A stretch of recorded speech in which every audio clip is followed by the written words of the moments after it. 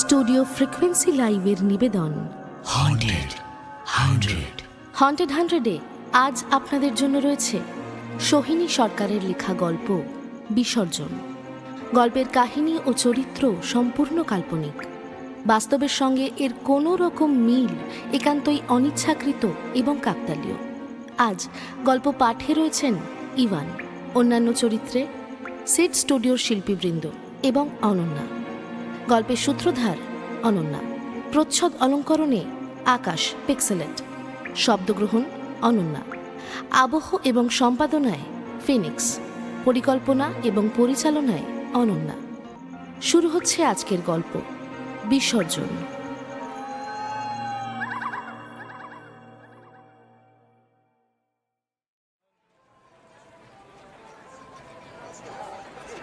অস্পষ্ট বকবক চলছে চারিদিকে।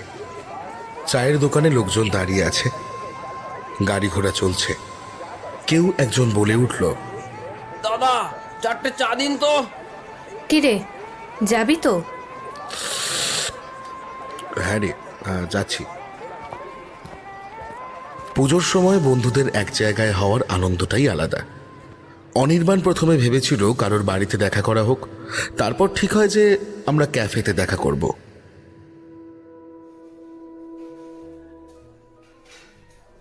Sir, any order? আসলে আমাদের আরেকজন তো এখনো আসেনি, তাই আসলে অর্ডারটা দিচ্ছি না। বাদ দে তো, ও যখন আসবে তখন আসবে, আমরা আমাদের অর্ডারটা দিয়ে নিই। 4টে ক্যাপাচিনো আর ফ্রাইজ। Okay sir. এই বলছি, চন্দ্রিকা রুবিকে কল করতো, এখনো আসছে না কেন? আরে সরি, একটু লেট হয়ে গেল।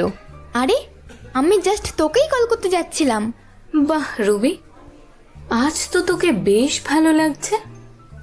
সুন্দর, আজকে একটু বেশি সুন্দর লাগছে। ওয়ান পিসের সাথে এরকম গ্লাভসকে পেয়ার করে। এনিওয়ে, মেনু কার্ডটা পাস করতো। কি রে, আজকে হঠাৎ সবাইকে এরকম ডাকলি, কি ব্যাপার? দেখ, আমরা আজকে তোকে ডাকলাম, আজ তো ছুটির দিন আর সামনে পুজো আসছে, তাই আমরা ভাবছিলাম। আরে কি এদিক ওদিকের কথা বলছিস, আসল কথাটা বল না। আচ্ছা শোন, আমি বলছি, আমরা ভাবছিলাম যে ষষ্ঠীর দিন এক ডালিয়াটা আর সপ্তমীর দিন কলেজ স্কোয়ারটা যাওয়া হবে, তারপর। Sir, your order is ready. Enjoy your meal sir. Thank you. আরে আরে অনি দেখ। উফ, একটা খাবারের ট্রেও তুই ঠিক করে নিয়ে আসতে পারিস না। আরে তোরা চিন্তা করছিস কেন, শেষ পর্যন্ত বিলটা তো ওই পে করবে। দেখ, এখানে ঝামেলা করে লাভ নেই। ধুর, পুরো সন্ধ্যাটাই মাটি করে দিল ছেলেটা। কি রে অনি, তুই ঠিক আছিস তো? ওদের কথায় কান দিস না, যা হয়েছে ভুলে যা। হ্যাঁ, যাই হোক রুবি, তোকে যেটা বলছিলাম, আমাদের প্ল্যানটা তো তুই শুনলি তাহলে। Actually guys, I am very sorry, আমি তোদের সাথে বেরোতে পারবো না। মানে বেরোতে পারবি না মানে কি? পুজোয় তুই আমাদের সাথে বেরোবি না? আসলে আমার বাড়িতে একটু প্রবলেম আছে। উফ, আবার কি প্রবলেম? আসলে মায়ের শরীরটা ভালো নেই, তাই। কেন রে, কি হয়েছে আন্টির? আসলে কয়েকদিন ধরে মায়ের কাজের অনেক চাপ রয়েছে, আর বাবাও তো ব্যবসার কাজে বাইরে, তাই মাকে একা রেখে আর বেরোতে চাইছি না। আচ্ছা ঠিক আছে, তাহলে আমরাই বেরোবো, আর কি করা যাবে। তুই সবসময় এরকম করিস। আরে চল না। আরে না, সরি, আমার সত্যিই কিছু করার নেই। যাকে, আমার দেরি হয়ে যাচ্ছে রে, আমাকে বাড়িতে ফিরতে হবে। ঠিক আছে।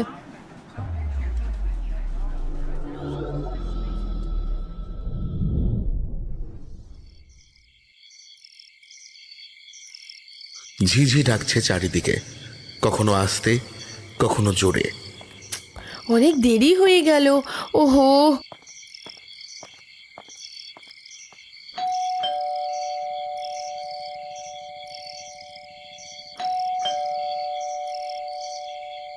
মা, ফিরে এসেছি। মা, ও মা, মা, ও মা, মা শুনতে পাচ্ছ আমার কথা? মা, ও মা। রবি অনেকক্ষণ ধরে ডাকছে,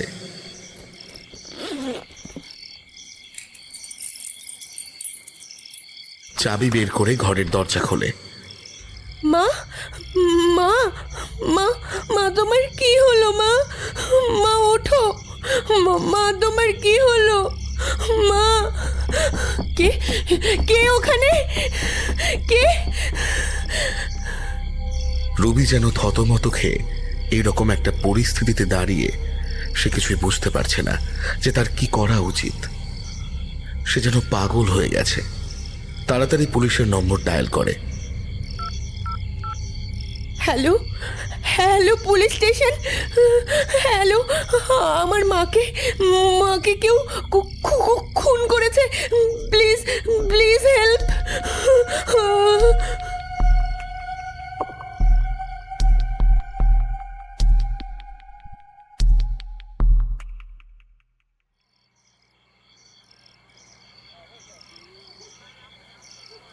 বডি প্রথমে আপনারই চোখে পড়ে, তারপর আপনি পুলিশে ইনফর্ম করেন? হ্যাঁ। তা কখন দেখেছিলেন? তখন সন্ধে ছিল। কটা নাগাদ? আন্দাজ 8টা থেকে 8:15। ঘটনাটা ঘটার আগে আপনি কোথায় ছিলেন? আমি আমার বন্ধুদের সাথেই ছিলাম। আপনারাই কি ওর বন্ধু? হ্যাঁ স্যার, আমাদের দেখা হওয়ার পর আমরা যে যার বাড়ি ফিরে যাই। কিছুক্ষণ পর হঠাৎই রবি উত্তেজিত হয়ে আমাদের কল করে ওর বাড়িতে ডাকে। বিভৎস খবর, ওর ওর মাকে কেউ খুন করেছে। আপনারা খবর পেলেন কি করে? রুবি আমাদের সবাইকে কল করে ইনফর্ম করে। রুবি ঠিক কতক্ষণ আপনাদের সঙ্গে সময় কাটায়? ওই আধ ঘন্টার মতো হবে স্যার। আপনারা কখন দেখা করেন? ওই সন্ধে 7:30 হবে স্যার। 7:30। ঠিক আছে, আপাতত এই কটা জিনিস জানার ছিল, দরকার পড়লে পরে ডেকে নেব। রবি এর মধ্যে নিজেকে অনেকটা সামলে নিয়েছে। আচ্ছা, আপনি ঠিক কি দেখেছিলেন? আমার এমনিতেই দেরি হয়ে গেছিল স্যার, তাই দৌড়ে ফিরছিলাম। বাড়ির সামনে এসে দেখি দরজার ছিটকিনি খোলা। ভাবলাম মা বোধহয় ফিরে এসেছে। ঢুকে বহুবার ডেকেও যখন সাড়া পাই না, দোতলায় উঠি। বেডরুমে ঢুকে দেখি ঘর অন্ধকার। মা মাটিতে পড়ে আছে, গলায় কেউ ছুরি মেরেছে, চারিদিকে রক্ত। মুহূর্তের মধ্যে দেখি একটা ছায়ামূর্তি ঘরের মধ্যে চোখের সামনে দিয়ে চলে গেল। আমি পিছু নিতেই ওটা যেন হাওয়ায় মিলিয়ে গেল।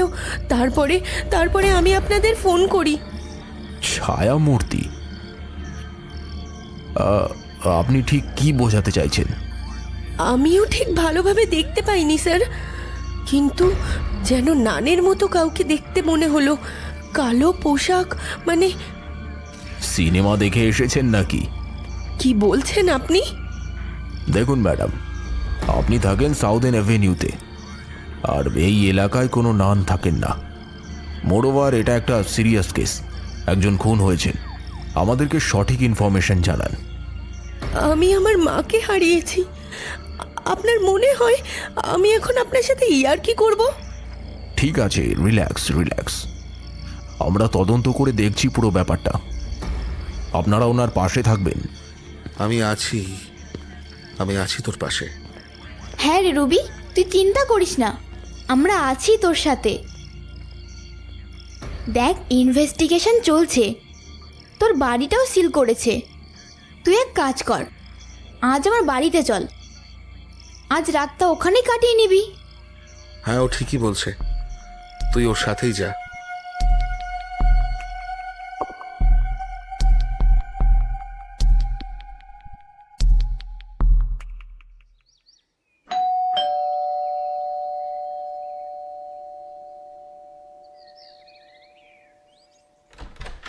ও, তোরা এসে গেছিস?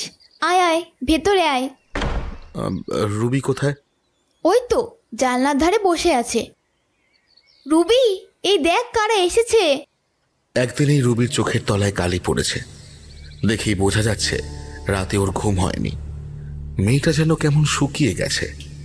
দেখ না, কাল রাত থেকে কিছুই মুখে দিচ্ছে না। এরকম করলে চলে বল? শরীরটা তো খারাপ হয়ে যাবে। সে কি, রুবি, রুবি এরকম কেন করছিস তুই? দাঁড়া দাঁড়া, আমি কিছু কিনে আনি। না গাইজ, ইটস ফাইন, আমি ঠিক আছি। এই মুহূর্তের সব থেকে বড় খবর, পুরনদাস রোডে খুন। সাউথেন অ্যাভিনিউর মতোই এখানেও ভিকটিমের গলায় ছুরি মেরে খুন করা হয়েছে। পুলিশ এখনো জানতে পারেনি যে এটা একজন নাকি কোনো বড় গ্যাংয়ের কাজ। এই টিভিটা বন্ধ করতো, সারা দিন খালি আজে বাজে খবর। আমাদের সাথে এই মুহূর্তে আছে আমি জাস্ট ভাবতেই পারছি না, কালকেই আমরা পুজোর প্ল্যানিং করছিলাম কিন্তু কিছুক্ষণের মধ্যেই। আচ্ছা রুবি, তুই কি এমন কিছু দেখেছিলি যেটা দেখে লোকটাকে চেনা যাবে?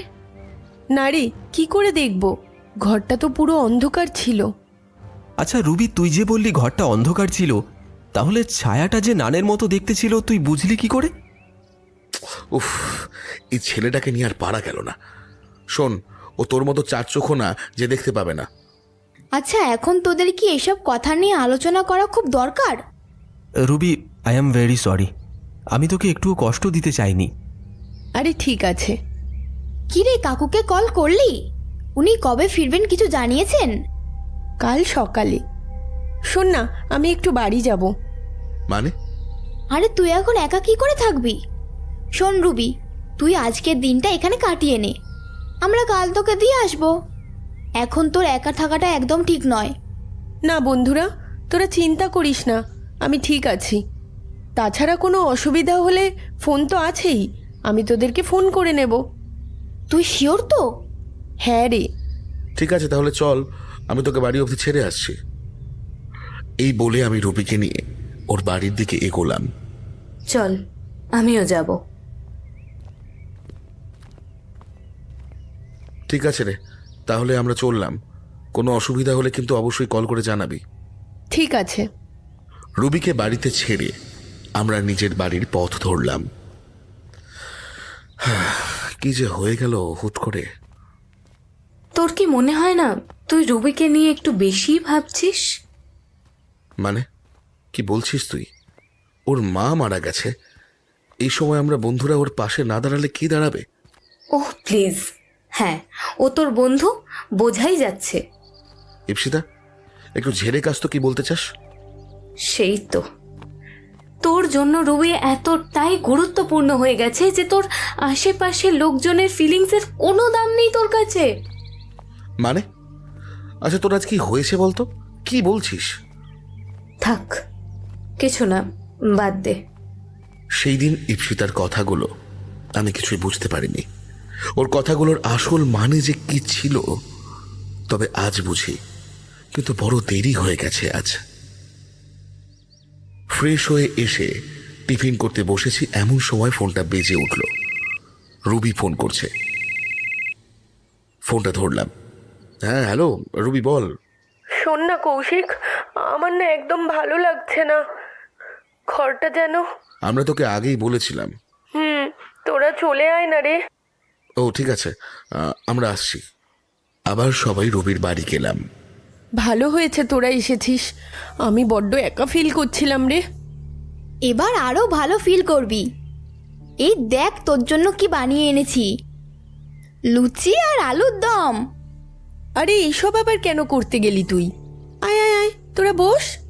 ভিতরে ঢুকে চন্দ্রিকা টিফিন বাক্সটা রাখতে গিয়ে দেখল টেবিলের উপর একটা অ্যালবাম খোলা অবস্থায় পড়ে আছে। রুবি, অ্যালবাম দেখছিলিস? হ্যাঁ, ওই একটু মা। ও ওই একটা কথা বলে আমাদের মাঝখানে অ্যালবামটা কোলে নিয়ে বসলো। এটা যখন আমরা প্রথম দীঘা গেছিলাম, এটা যখন আমরা প্রথম বালেশ্বর গেছিলাম, এটা আমার লাস্ট ইয়ারের জন্মদিনে তোলা, আর এটা। রবি অন্যমনস্ক হয়ে হঠাৎই কোনো একটা ছবি দেখে অ্যালবাম ছেড়ে উঠে চলে গেল। চন্দ্রিকা ওর পিছনে গেল। তাহলে কি আমি অ্যালবামটা রেখে দিয়ে আসবো? হ্যাঁ যা। রুবি কি দেখে হঠাৎ এতটা ভেঙে পড়ল? দেখি তো আরেকবার, এটা কে? কিরে, কি করছিস অনির্বাণ? ওখানে গিয়ে কি আটকে গেলি? আয়, খাবি তো? হ্যাঁ হ্যাঁ, আসছি আসছি। তাড়াহুড়ো করতে গিয়ে মেঝেতে হঠাৎ অ্যালবামটা পড়ে গেল অনির্বাণের হাত থেকে। ধুর, সব গেল সব গেল, আবার তুলতে হবে। পাতা উল্টে তারপর অ্যালবামটা বন্ধ হয়ে যায়। এটা কিসের file? City hospital? Oni, Oni. হ্যাঁ তাই। খাওয়া দাওয়া করলাম। পরে গল্প করতে করতে দুপুর গড়িয়ে কখন যে বিকেল নামলো বুঝতেই পারিনি। কিরে, অনেকটা দেরি হয়ে গেল তো, তোরা বেরোবি কখন? আসলে রুবি, আমরা ঠিক করেছি যে আজ আমরা তোর সাথেই থাকবো। তাছাড়া কালকে তো কাকু চলেই আসবেন। কিন্তু কাকু কাকিমারাও চিন্তা করবেন তো। এইসব নিয়ে তুই ভাবিস না, আমরা বাড়ি থেকে পারমিশন নিয়ে এসেছি। যখন বন্ধুরা একসাথে সময় কাটাই খুব তাড়াতাড়ি সময়টা কেটে যায়। খেয়ে গল্পে রান্না করতে করতে কখন যে রাত হয়ে গেল খেয়ালই করিনি। খাবার রান্না হয়ে গেলে আমরা সবাই ডাইনিং টেবিলে জড়ো হলাম। আরে রুবি, এখানে তো একটা প্লেট কম পড়ছে রে। ও দাঁড়া দাঁড়া, আমি নিয়ে আসছি। ইপসিতার ফোনটা বেজে উঠল। হঠাৎ ইপসিতার কল আসতে দেখলাম ও ফোনটা কানে নিয়ে কথা বলতে বলতে বাইরে বেরিয়ে গেল। হঠাৎ রুবির হাত থেকে একটা প্লেট ভেঙে যায়। হঠাৎ রান্নাঘর থেকে রুবির চিৎকারের আওয়াজ শুনে আমরা সবাই চমকে গেলাম। গিয়ে দেখি বেশ কিছু প্লেটের টুকরো মেঝেতে পড়ে। রুবিও পড়ে আছে। ও মাথায় চোট পেয়েছে, রক্তও বেরোচ্ছে। আরে আরে রুবি, কি হলো তোর? তুই তুই আরে তুই পড়লি কি করে? তুই এতক্ষণ কোথায় ছিলিস? আরে আগে তোরা ওকে ওঠা। আমি আর অনি রবিকে উঠিয়ে সোফায় বসালাম। চন্দ্রিকা ওকে জল দিল। কি হয়েছিল রুবি? তুই পড়ে গেলি কি করে? রুবি কাঁপছে। ও ভয়ে ভয়ে বলল, ও ও আমার এসেছিল। ও কে কে এসেছিল? কে কে এসেছিল? ও ওই কালো ছায়াটা। ও আমাকে বাঁচতে দেবে না রে, দেবে না। দাঁড়া দাঁড়া, আমি দেখছি। রান্নাঘরে গিয়ে কোনো চিহ্ন পেলাম না। কই, ওখানে তো কিছুই নেই। তাছাড়া সবকটা জানালা তো বন্ধ, আর বাড়িতে ঢোকার তো একটাই দরজা। কেউ ঢুকলে তো আমরা দেখতেই পেতাম। কিন্তু আমি তো স্পষ্ট দেখলাম যে ওইখান দিয়ে। আরে তখন থেকে কি ওই সে ওখানে করছিস? ঠিক করে বলবি তো কি হয়েছে? আমি রান্নাঘরে গিয়ে কাপবোর্ড থেকে প্লেটটা বের করতেই পিছন দিক থেকে একটা আওয়াজ এলো। আমি ফিরে তাকাতেই আমার মাথায় কিছু একটা এসে লাগলো, আর আমি তখনই দেখলাম সামনে দিয়ে ওই কালো ছায়াটা চলে গেল। আমার মনে হচ্ছে ওটা সেই নান। কিন্তু নান? তোরা কেন বিশ্বাস করতে চাইছিস না আমার কথা? তোদের কি মনে হচ্ছে আমি পাগল হয়ে গেছি? আচ্ছা বাবা, ঠিক আছে, চল এবার ডিনারটা করে নি। এরপর আমরা ডিনার করতে বসলাম। লক্ষ্য করলাম রুবির যেন খাওয়ায় একদম মন নেই। এক দৃষ্টে নিজের প্লেটের দিকে তাকিয়ে কি যেন ভাবছে। ডিনার কমপ্লিট করে ফ্রেশ হয়ে সবাই সোফায় এসে বসেছিলাম। এমন সময় রবি হঠাৎ উদ্বিগ্ন হয়ে বলল, তোরা সবাই চলে যা, তোরা আমার সাথে কেউ থাকিস না। ও ও তোদেরকেও মেরে ফেলবে। আমি চাই না আমার জন্য তোদের কিছু হোক। তোরা সবাই এখান থেকে চলে যা। এসব তুই কি কথা বলছিস? আমরা এরকম অবস্থায় তোকে একা রেখে কোথাও যাব না। কিন্তু আমার জন্য যদি তোদের কোনো ক্ষতি হয় তাহলে আমি নিজেকে কখনো ক্ষমা করতে পারবো না। তাই তোদেরকে বলছি, প্লিজ তোরা চলে যা। আচ্ছা রুবি, তোর মাথাটা কি পুরো খারাপ হয়ে গেছে?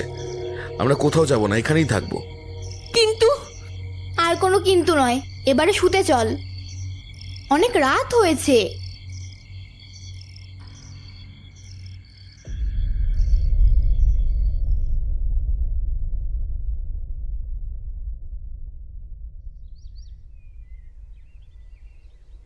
এত সব কিছুর মধ্যে পাখিদের ডাক শুনে মনটা ভরে গেল।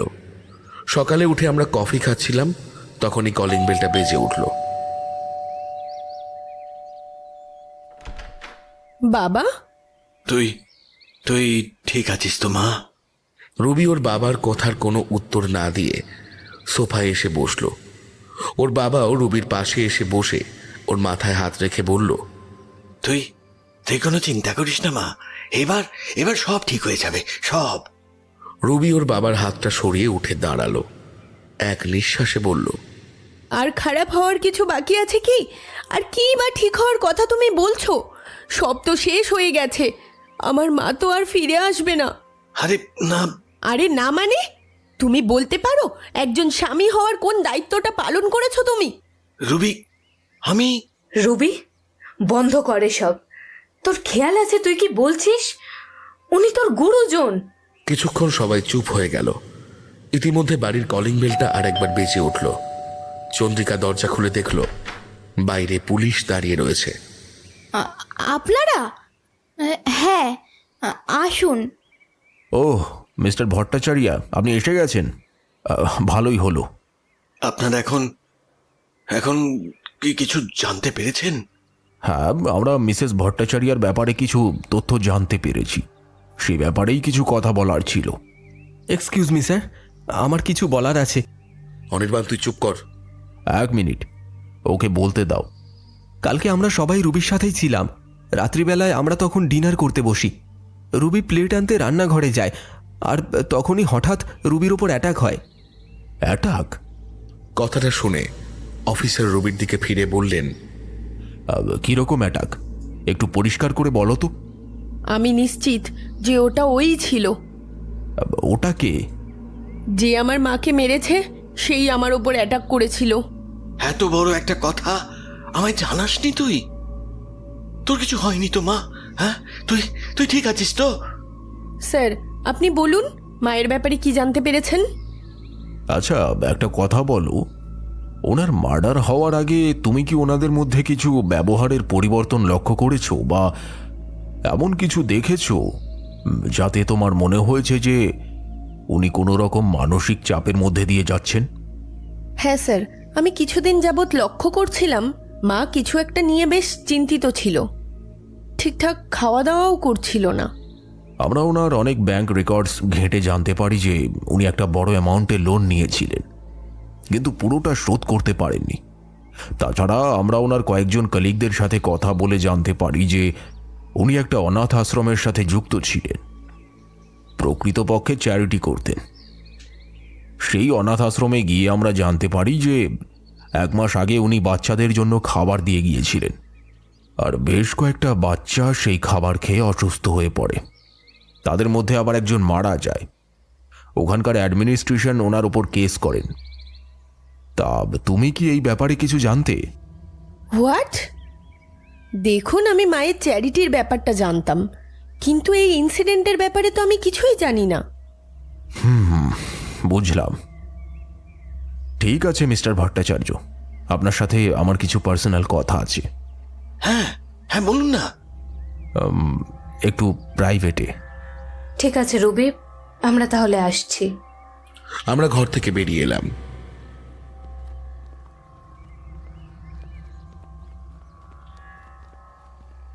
অনির্বাণের পাটা হঠাৎ বড় পাথরটার সাথে আচমকা ধাক্কা লাগে। আহ! অনির্বাণ কিছু পা পিছিয়ে যায়। ধুর, পাথরটা। 1 মিনিট, কি যেন দেখলাম একটা মনে হলো। পাথরটা কোথায় গেল? কি এটা? এটা রক্ত না? অনি, এই অনি, কিরে আয়। হ্যাঁ রে। হাঁটতে হাঁটতে আমরা সবাই রাস্তার মোড়ে এসে পৌঁছলাম। যেহেতু অনি আর চন্দ্রিকার বাড়ি একই পথ ধরে, ওরা একসাথে এগিয়ে গেল। রুবিটা সত্যি বড় একা হয়ে গেল। সেটাই। খুব ক্লান্ত লাগছিল পরপর এতদিনের ধকলের পর, তাই চায়ের দোকানে দল বেঁধে ঢুকলাম। চা খাবি? হ্যাঁ, খেতে পারি। দাদা, 2টো চা দিন। কিছুদিন যাবৎ আমাদের এলাকায় খুনোখুনিটা বড্ড বেড়ে গেছে, তাই না?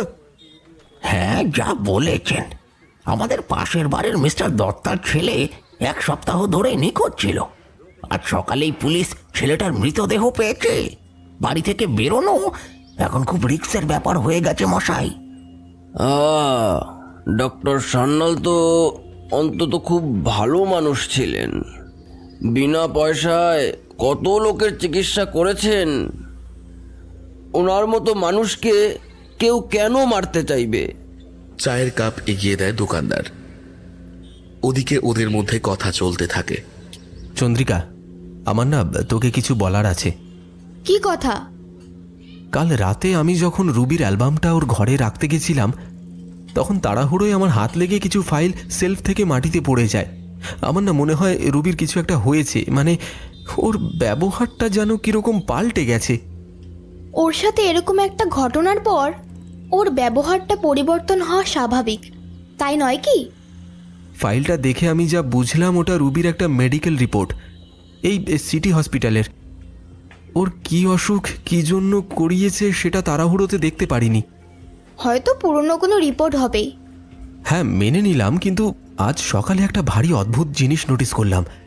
যখন আমরা রুবির বাড়ি থেকে বেরোলাম, বাগান পেরিয়ে মেন গেটে আসার সময় হঠাৎ পাথরে হোঁচট খেলাম। লক্ষ্য করলাম পাথরটার গায়ে রক্ত লেগে আছে। হ্যাঁ তো? আরে তারপরেই লক্ষ্য করলাম পাথরটা ঠিক রুবির রান্নাঘরের জানলার সামনে পড়ে আছে। তো তাতে কি হয়েছে, একটু পরিষ্কার করে বল। দেখ, কাল রাতে রুবির ওপর যে অ্যাটাক করেছিল, আমার যদ্দূর মনে হয় যে এই পাথর দিয়েই ওর ওপর অ্যাটাক করা হয়েছে। আর যদি তাই হয় তো ওটা তো বাড়ির বাইরে থাকার কথা নয়, ওটা তো ঘরের মধ্যেই থাকবে। এই দেখ, তুই ভালো করে দেখ, পাথরটায় রক্ত লেগে আছে।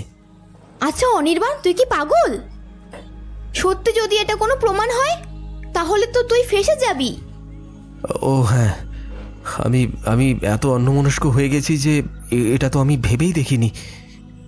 সত্যি তোকে নিয়ে আর পারা যায় না। ভাই, তাহলে কি করব এটা নিয়ে? পুকুরে ফেলে দে। আচ্ছা। আর শোন, আমাকে যা যা বললি সেগুলো আর অন্য কাউকে বলতে যাস না।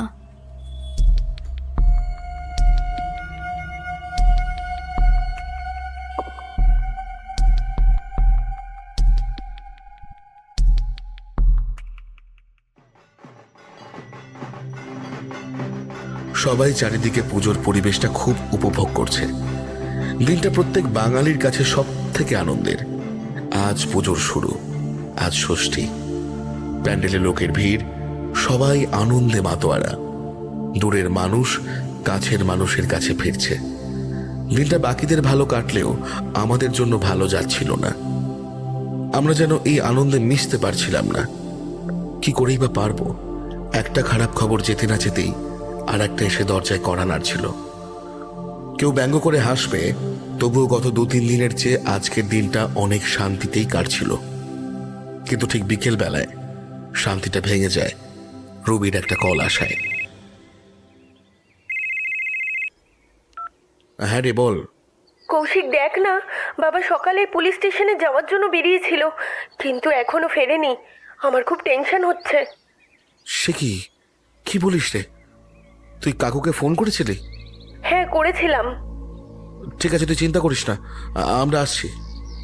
ফোনটা রেখে সবাইকে জানালাম। কিছুক্ষণের মধ্যেই আমরা সবাই রবির বাড়ি গিয়ে হাজির হলাম। রবি চিন্তিত হয়ে দরজা খোলে। দেখ না, আমার বাবা এখনো আসেনি। আমার খুব টেনশন হচ্ছে। আমি আচ্ছা শোন রুবি, তুই টেনশন নিস না, আমরা পুলিশকে জানিয়েছি, ওনারা দেখছেন। ওরা তো দেখেই যাচ্ছে। ওরা কি করতে পেরেছে বলতো? দাঁড়া রুবি, একটু ধৈর্য ধর। পুলিশ তো ইনভেস্টিগেশন করছে, ওদের একটু সময় দে তো। সময়ই তো নিয়ে যাচ্ছে ওরা। না আমার মায়ের খুনিকে খুঁজতে পারছে, আমার বাবাকেও খুঁজে পাবে না। তাই আমি বলছি চল না, আর তোদের যদি না যাওয়ার থাকে তাহলে আমি একাই যাচ্ছি বাবাকে খুঁজতে। আরে রুবি, রাগ করিস না, শান্ত হব, আমরাও যাচ্ছি, চল চল। এই বলে আমরা বেরিয়ে পড়লাম। সূর্যের অস্ত যাচ্ছে। স্রোতের মিথ্যে বাতাসে গাছের পাতাগুলো দোদুল আনন্দে দুলছে।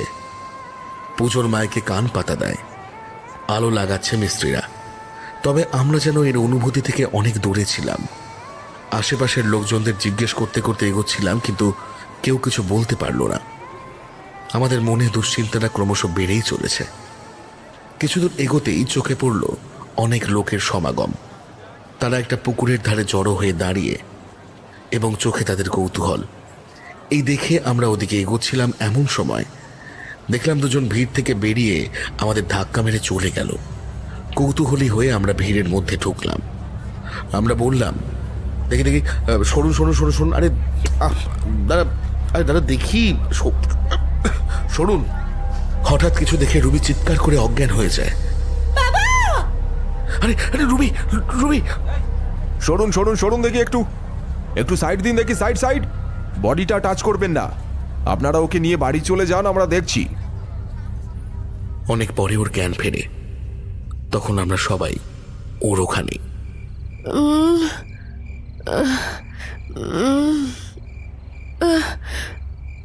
এই জ্ঞান ফিরেছে মনে হয়। রুবি, আস্তে আস্তে উঠে বস।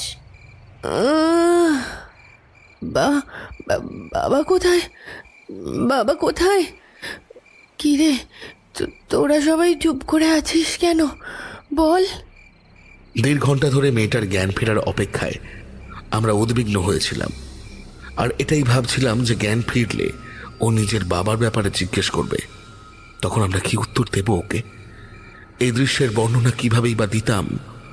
রক্ত লেগে সাদা শার্টটা লাল হয়ে গিয়েছিল, সারা পিঠটা ছুরির আঘাতে ক্ষত বিক্ষত। পুকুরে অনেকক্ষণ ডুবে থাকায় ফুলেই উঠেছিল রবির বাবার মৃতদেহ। এই বিভৎস দৃশ্যের বর্ণনা কি করে দিই ওকে? কি রে, তোরা সবাই চুপ করে আমার মুখের দিকে তাকিয়ে আছিস কেন? বল। রবি, রবি একটু একটু শান্ত হ। আমি রবির সামনে বসে ওর হাত দুটো নিজের হাতের মুঠোর মধ্যে শক্ত করে ধরে শান্ত কিন্তু গম্ভীর গলায় বললাম, রবি, কাকু আর কাকিমা আমাদের মধ্যে নেই। কথাটা শুনে রবি কিছুক্ষণ কোনো কথা বলল না, শুধু ওর চোখ থেকে জল বেয়ে আমার হাতের উপর পড়ল। ও প্রচণ্ড ভেঙে পড়ল, কাঁদতে কাঁদতে ওর মাথাটা নুইয়ে পড়ল আমার মুঠোর ওপর। আমি রবির কাঁধ দুটো ধরে তুলে ওকে বললাম, রবি, তুই একজন সাহসী মেয়ে না? এইভাবে ভেঙে পড়লে বাবা মায়ের অপরাধীকে শাস্তি দিবি কিভাবে? রবি যেন কিছুই বলতে পারছে না। আমার কথা শুনে তার দিকে ফ্যাল ফ্যাল করে তাকিয়ে আছে। কোনো কিছু বোঝার ক্ষমতাটাই যেন হারিয়ে ফেলেছে সে। কিছুক্ষণ এভাবেই এক দৃশ্যে থাকার পর বলল, কিন্তু কিন্তু আমি যে একা হয়ে গেলাম, আমার যে আর কেউ রইল না।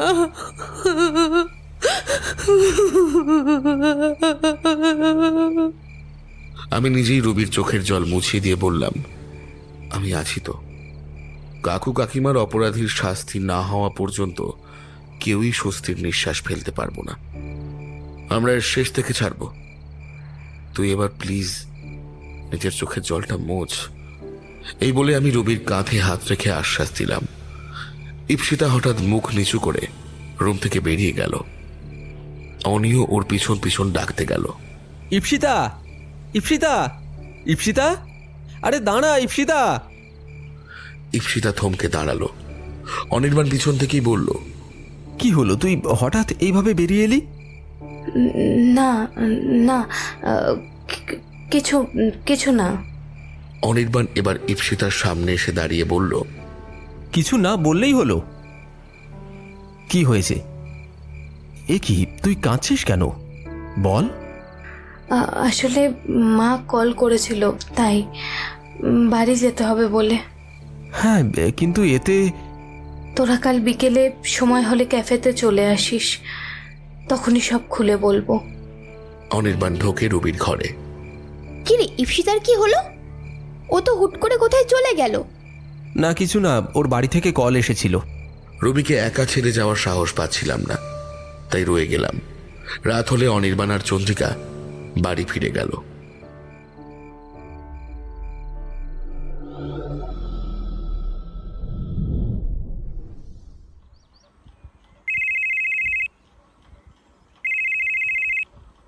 হ্যালো।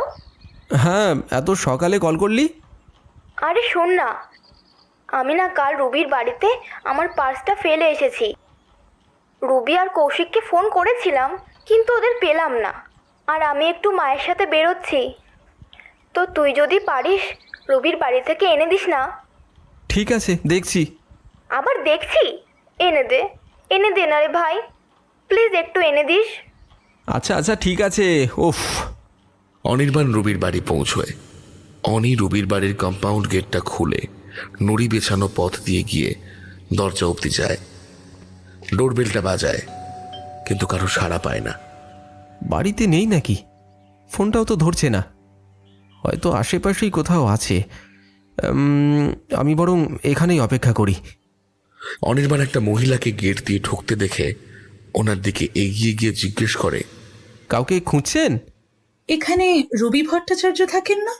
হ্যাঁ, আসলে আমিও ওর জন্যই অপেক্ষা করছি। আমি ওর বন্ধু হই।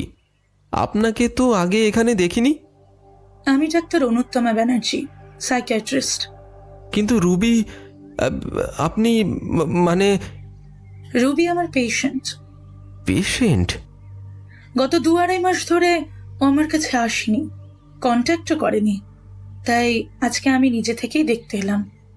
আসলে রুবি সম্প্রতি একটা খুব খারাপ সময়ের মধ্যে দিয়ে যাচ্ছে। ওর বাবা আর ওর মা দুজনেই মারা গেছেন। আসলে তাদের মার্ডার করা হয়েছে, তাই বোধহয় ও আপনার সাথে কন্ট্যাক্ট করতে পারেনি। ও মাই গড! আজকাল ও খুবই ডিপ্রেসড হয়ে আছে। আচ্ছা, বাই দ্য ওয়ে, রুবির ঠিক কি হয়েছে? ভীষণ সিরিয়াস কিছু? হ্যাঁ, সিরিয়াস। আচ্ছা, আপনি ঠিক কবে থেকে চেনেন? ছোটবেলা থেকেই। ছোটবেলা থেকে? হ্যাঁ, যখন ও অরফেনেজে থাকতো তখন থেকে। অরফেনেজ? ওখানে কি হয়েছিল? আই এম সরি, কিন্তু আমরা আমাদের পেশেন্টদের পার্সোনাল ইনফরমেশন শেয়ার করি না কারোর সঙ্গে। এনিওয়েজ, আমাকে এবার যেতে হবে। আর রুবিকে প্লিজ বলো আমার সাথে কন্ট্যাক্ট করতে।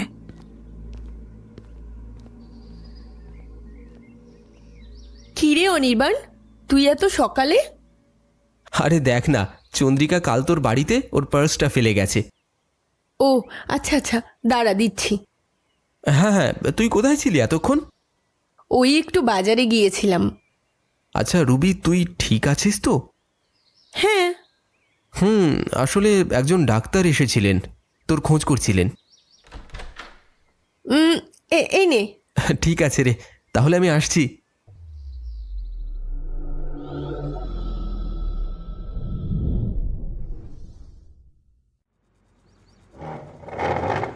কি রে বাবু, এলি? হ্যাঁ মা। অনির্বাণ চেয়ার টেনে নিয়ে বসলো, কম্পিউটার চালায়। ঘড়ির দিকে একবার তাকিয়ে আবার কম্পিউটার সার্চ করতে ব্যস্ত। কি রে বাবু, এসে আবার কম্পিউটারের সামনে বসে গেলি? আরে দাঁড়াও দাঁড়াও, 2 মিনিট। রুবির অরফেনেজটার কি যেন নাম ছিল? লিটল, না না না, হোলি হার্টস। দেখি তো। অনি, কি রে, বেলা হয়ে গেল যে, খাবি আয়। অনির্বাণ হোলি হার্টসের সাইটটা খুলতেই ওর চোখে পড়ে অদ্ভুত এক ঘটনা। 2001 সালে 7টা অ্যাডপশন হয়েছিল, তারপর 2005-এ 9 জন মতো। তখন রুবির 6 বছর বয়স ছিল। ঠিক আছে, জায়গাটা বন্ধ হয়ে গেছিল, কিন্তু আসল কারণটা কেউ জানে না। কিন্তু লোকের ধারণা ফান্ডসের অভাবে এমিলিয়া ইভান্সের মৃত্যুর কিছুদিন পর রিসেপশনিস্ট আর 24 জন স্টাফ মেম্বারদের নিয়ে অরফেনেজ ছেড়ে চলে যায়।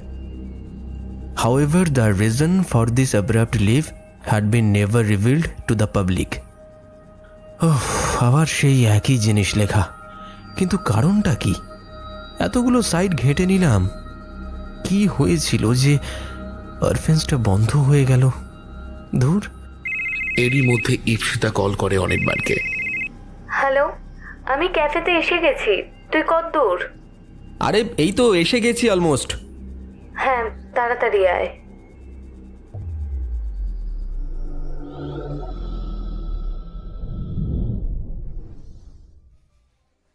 অনির্বাণ চেয়ার টেনে নিয়ে বসে। হ্যাঁ রে বল, তুই কালকে হঠাৎ করে বেরিয়ে গেলি, কি ব্যাপার? না, সেরকম কিছু না। আচ্ছা অনি, তুই আমায় সত্যি করে একটা কথা বলতো, তোর রুবিকে দেখে একটু অদ্ভুত মনে হয় না? মানে মানে তুই ঠিক বুঝতে পারছিস না? তুই যদি ঠিক করে না বলিস আমি কি করে বুঝবো বলতো? না, তোর মনে হয় না যে সব কিছুতে ও যেন একটু বেশি রিয়্যাক্ট করে, সব সময় যেন অ্যাটেনশন গ্র্যাব করার চেষ্টা করে? মানে তুই বুঝতে পারছিস আমি কি বলতে চাইছি? আরে না না, তুই একটু বেশি ভাবছিস। রুবি কেন এরকম করবে? না, তুই আমার কথাটা বোঝার চেষ্টা কর। আমি জানি তুই কেন এরকম ভাবছিস। কেন? আরে আমরা সবাই জানি, একমাত্র কৌশিকই জানে না যে তুই ওর প্রতি কি ফিল করিস। ওর জন্য তোর ফিলিংসের কথা আমি বুঝতে পারি। তার মানে তোরা সবাই জানিস? আসলে সব থেকে খারাপ কি লাগে জানিস তো, আমার কাছে যে এতটা ম্যাটার করে কিন্তু তার জীবনে আমার কোনো মূল্যই নেই। তুই ঠিকই বলেছিস, আমি হয়তো একটু বেশি ভাবছি। আসলে ওদের দুজনকে একসাথে দেখে হয়তো মেনে নিতে পারছি না। সত্যি আমি কতটা স্বার্থপর হয়ে পড়েছি। রুবি এখন এত খারাপ একটা সময়ের মধ্যে দিয়ে যাচ্ছে, কোথায় আমি ওর বন্ধু হিসেবে ওর পাশে দাঁড়াবো, তা না করে আমি ওকে নিয়ে এসব উল্টোপাল্টা ভাবছি। এক্সকিউজ মি স্যার, আজকে তো বুঝতেই পারছেন সপ্তমী, আপনাদের একটু ওয়েট করতে হতে পারে। অনির্বাণ খানিকক্ষণ চুপ করে থেকে আবার বলে, ওকে ওকে, এই দেখ, এই ওয়েট্রেসটাকে চেনা চেনা লাগছে না? কি রে, তুই চুপ করে গেলি কেন? হ্যাঁ, আমার আর ভালো লাগছে না, ভাবছি ব্যাঙ্গালোরে চলে যাব মায়ের কাছে। তা কবে যাবি, কিছু ঠিক করেছিস? হ্যাঁ, আজ রাতেই ফ্লাইট। আজই? বাকিদের জানিয়েছিস? না, তোকেই বললাম। সে কি, তুই কাউকে না জানিয়েই চলে যাচ্ছিস? এই তো তোকে বললাম। এত বড় একটা কথা শুধু তুই আমাকে জানালি? আসলে কি জানিস তো, তোর সাথে না মন খুলে কথা বলা যায়, কেননা তুই কাউকে জাজ করিস না সহজে। এক মিনিট।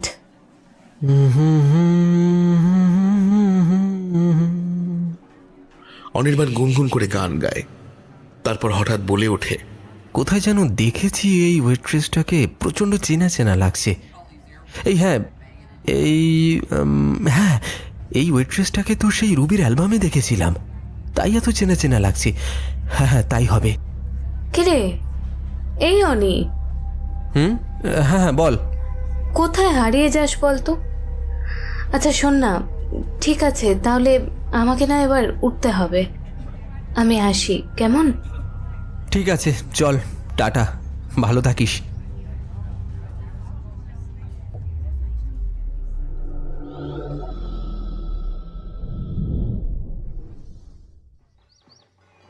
আজ নবমী, বাইরে মাইকে অঞ্জলির ঘোষণা হচ্ছে। আমি ঘুমে আচ্ছন্ন ছিলাম। ঘুমের মধ্যেই মনে হলো মা আমায় একবার বলে গেল যে অঞ্জলি দিতে যাচ্ছে। ঠাকুরমশাই মন্ত্র পড়ছেন, কাঁসকর ঘণ্টা বাজছে। ঘুমের ঘোরে আমার মনে হলো বোধহয় পুজো শুরু হয়ে গেছে। চারিদিকে প্যান্ডেলে প্যান্ডেলে ভিড়। নবমীর সকালে যখন আমার মুখে রোদ পড়ল তখন ঘুম ভাঙল। হঠাৎ ফোনটা বেজে উঠল।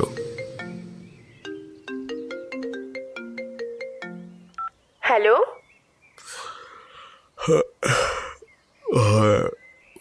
বল। আমাকে পুলিশ স্টেশন থেকে ফোন করেছিল, যেতে বলল। তুই যাবি আমার সাথে? হ্যাঁ, আমি 5 মিনিটের মধ্যে রেডি হয়ে বেরোচ্ছি। দাঁড়া। রবি আর আমি একসাথে হাঁটছি, কারোর মুখেই যেন আমাদের কোনো কথা নেই। তুই কি জানিস কেন ডেকেছে? না রে, শুধু ডেকেছে। আমরা হাঁটতে হাঁটতে পুলিশ স্টেশনে গেলাম। আপনাদের ডেকেছি কেননা আমরা কিছু ইনফরমেশন পেয়েছি। আমাদেরকে বসতে বলে পুলিশ অফিসার আমাদের সামনে কয়েকটা ছবি বার করে পরপর রাখলেন। আমরা ছবিগুলো হাতে তুলে দেখতে দেখতে খুব অবাক হয়ে একে অপরের মুখ চাওয়াচাই করলাম। খুব ভালো করে ছবিগুলো দেখলে বুঝতে পারবেন যে কটা ভিকটিমের ছবি রয়েছে। সবাইকে একইভাবে আঘাত করে মারা হয়েছে। প্রত্যেকটা ভিকটিমের ক্ষত চিহ্নগুলো পরীক্ষা করে ফরেন্সিক আমাদের এটা জানিয়েছে যে প্রত্যেকটা খুনে একই মার্ডার ওয়েপেন দিয়ে একইভাবে মার্ডার করা হয়েছে। ইনফ্যাক্ট মিস্টার আর মিসেস ভট্টাচার্যকেও একইভাবে মার্ডার করা হয়েছে। কথাটা শুনে দেখলাম রবির চোখ ছলছল করে উঠল। মিডিয়া আর জার্নালিস্টরা সিরিয়াল কিলারটাকে আগন্তুক নামে নাম দিয়েছে। তবে একটা খুব ফ্যাসিনেটিং ব্যাপার যে অন্যান্য সিরিয়াল কিলাররা নিজেদের টার্গেটকে মারার পর অন্যরকম একটা চিহ্ন ছেড়ে রেখে যায়। সাইকোলজিতে তো বলেই যে এরা একটু অ্যাটেনশন সিকার হয়। এইসব খুনিরা চায় সবাই এদের নিয়ে মাতামাতি করুক, কিন্তু এর ব্যাপারটা বড্ড আলাদা। মানে আর 5টা সিরিয়াল কিলার যেভাবে নৃশংসভাবে নিজেদের ভিকটিমদের মারে, এর মার্ডারের ধরনটা দেখে মনে হয় আর 5টা সিরিয়াল কিলারের থেকে ওর লক্ষ্যটা আলাদা। কিলারের মোটিভটা কি সেটাই খুঁজছি আমরা। ধরতে পেরেছেন? মানে কালপ্রিটকে ধরতে পেরেছেন? ইনভেস্টিগেশন চলছে, আমরা খুবই কাছে আছি। আপনি আমাদেরকে এখানে ডেকেছেন শুধু কয়েকটা ছবি আর এই বেকার কথা শোনানোর জন্য? না, আসলে একটা খুবই অদ্ভুত ব্যাপার। যেখানে যেখানে মার্ডারগুলো হয়েছে সেখানকার আশেপাশের মানুষজন সন্দেহজনক এমন কিছুই দেখেনি যেটা দিয়ে কিলারকে আইডেন্টিফাই করা যায়। যারা দেখেছে তারা তো আর কেউই, কিন্তু এই পুরো শহরে একমাত্র শুধু আপনি আছেন যে এই কিলারকে দেখেছেন। নিশ্চয়ই আপনার সাথে ওর কোনো লিঙ্ক আছে, না হলে দুবার মুখোমুখি হওয়ার পরও আপনার সেরকম কোনো ক্ষতিও করেনি। তাহলে আপনি কি বলতে চান? আমি খুন করেছি? না, আমরা তো সেটা বলিনি। আমরা শুধু নিজেদের ইনভেস্টিগেশন করছিলাম। হ্যাঁ, আপনারা তো এতদিন ধরে ইনভেস্টিগেশনই করে আসছেন। এতদিনে যখন আপনারা অপরাধীকে ধরতে পারেননি, আর পারবেনও না। রবি, এই বলে রবি বেরিয়ে যাচ্ছিল। লক্ষ্য করলাম ওর কথা শুনে পুলিশ অফিসার বেশ গম্ভীর হয়ে গেলেন। আমি আর বেশি কথা না বাড়িয়ে রবি পিছু নিলাম। রবি, রবি, এই রবি দাঁড়া। কৌশিক, কৌশিক, তুমি এখানে? আসলে আন্টি ওই পুলিশ স্টেশন থেকে ডেকেছিল রুবির কেসটার ব্যাপারে, তাই এসেছিলাম। আপনারা? তুমি কি ইপসিতার ব্যাপারে কিছু জানো? ইপসিতার ব্যাপারে? কেন কেন কি হয়েছে ওর? কাল রাতের ফ্লাইটে ওর আমার কাছে আসার কথা। ফ্লাইট ল্যান্ড করে গেছে, কিন্তু ও এখনো পৌঁছায়নি। ওর সাথে কালকের থেকে কন্ট্যাক্ট করার চেষ্টা করছি, ফোনটা নট রিচেবল আসছে। অথচ এখান থেকে কিন্তু ও বেরিয়ে গেছে। কিন্তু এই ব্যাপারে তো আমি কিছুই জানি না। সে কি, ও তো সবসময় তোমার ব্যাপারেই বলতো। আমার সাথে ওর কথা হলেই বলে কৌশিকেই করেছে, কৌশিক ওই করেছে, কৌশিকের সাথে এখানে গেছি সেখানে গেছি, কৌশিক এই সেই। তুমি কি সত্যি কিছু জানো না? এই বলে ইপসিতার মা ভেঙে পড়ল। সেই মুহূর্তে আমি যে কি করব কি বলবো, এই কদিনে রবিকে নিয়ে এতটাই ব্যস্ত হয়ে পড়েছিলাম যে অন্য কিছু নিয়ে ভাবার সময় আমার মানসিকতায় আসেনি। বাড়ি ফিরে এলাম। রবিকে কন্ট্যাক্ট করার অনেক চেষ্টা করলাম, কিন্তু ও কিছুতেই ফোন রিসিভ করলো না। মনে হয় পুলিশ অফিসারের বলা কথাগুলো শুনে আর ওই ছবিগুলো দেখে ও একটু আপসেট হয়ে পড়েছে। আর হওয়াটা তো স্বাভাবিকই। আমারও আর যেন কিছুই ভালো লাগছিল না। ইপসিতার মায়ের কথাগুলো বারবার যেন আমার মাথায় ঘুরছে। ঘরে থাকতে আমার যেন দম বন্ধ লাগছিল। তাই বিকেলের দিকে ক্যাফেতে গেলাম। ঢুকে দেখি অনির্বাণ বসে আছে। এগিয়ে গেলাম ওর দিকে। কিরে, তুই এখানে? ওই বাড়িতে বসে থাকতে আর ভালো লাগছিল না, তাই ভাবলাম ক্যাফে থেকে ঘুরে আসি। তুই বস, চন্দ্রিকাও আসছে বলল। আচ্ছা কৌশিক, তোর এই কয়দিনে ইপসিতার সাথে কথা হয়েছে? না, কেন বলতো?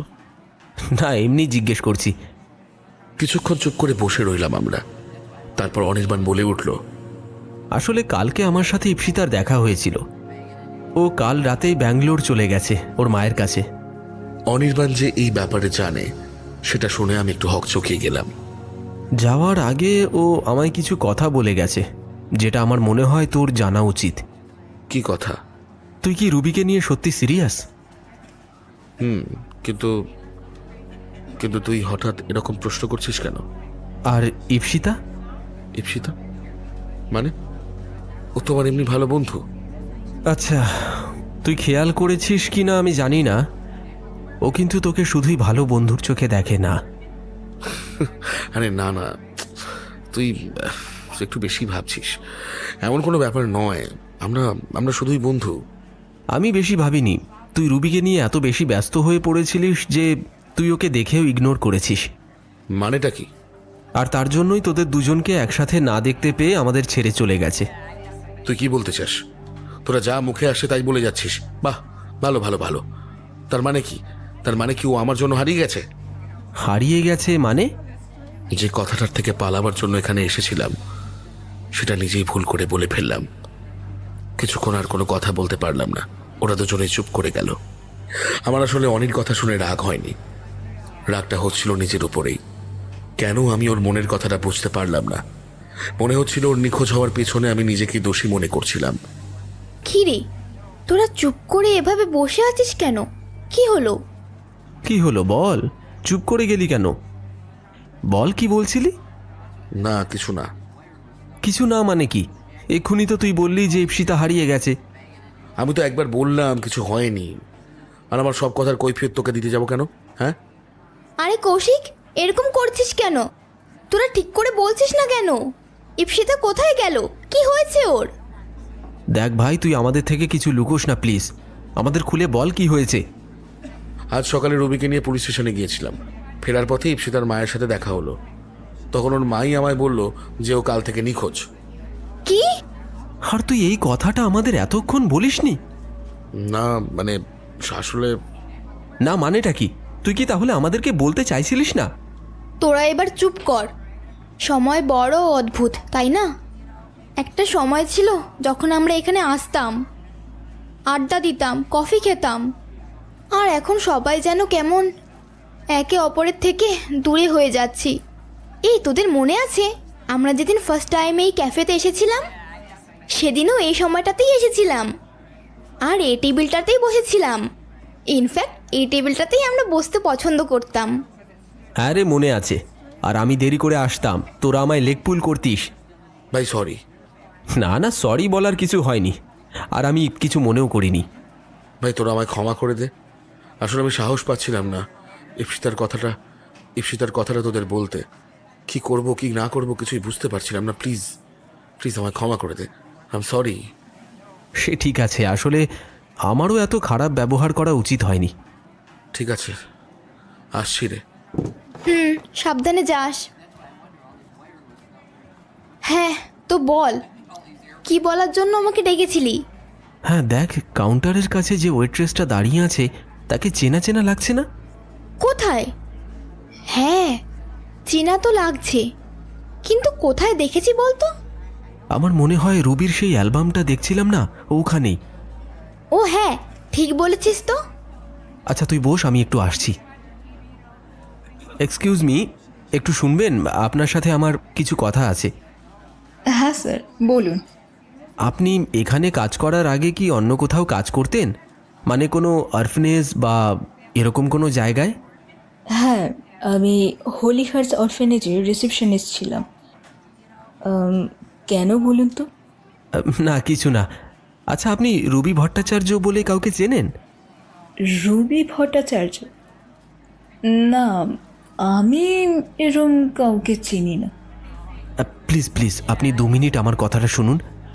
আমি আপনার একটা ছবি দেখেছি ওর অ্যালবামে, সেখান থেকেই আমি আপনাকে চিনতে পারি। আর রুবি এখন খুবই খারাপ সময়ের মধ্যে দিয়ে যাচ্ছে। ওর মা বাবা দুজনেই মারা গেছে। আপনি প্লিজ একটু বোঝার চেষ্টা করুন। মারা গেছে? ঠিক আছে, বলুন কি জানতে চান। আসলে ওই অরফেনেজে থাকাকালীন এমন কিছু কি ঘটেছিল? ঘটনা? ওপাশ থেকে এক কাস্টমারের ডাক আসতে ওদিকে গেলেন miss Ena. Yes sir, just a minute. এখন তো ওয়ার্কিং আওয়ার্স চলছে, কিন্তু কাল আমার ছুটি আছে, তো কাল আপনি। Sure sure.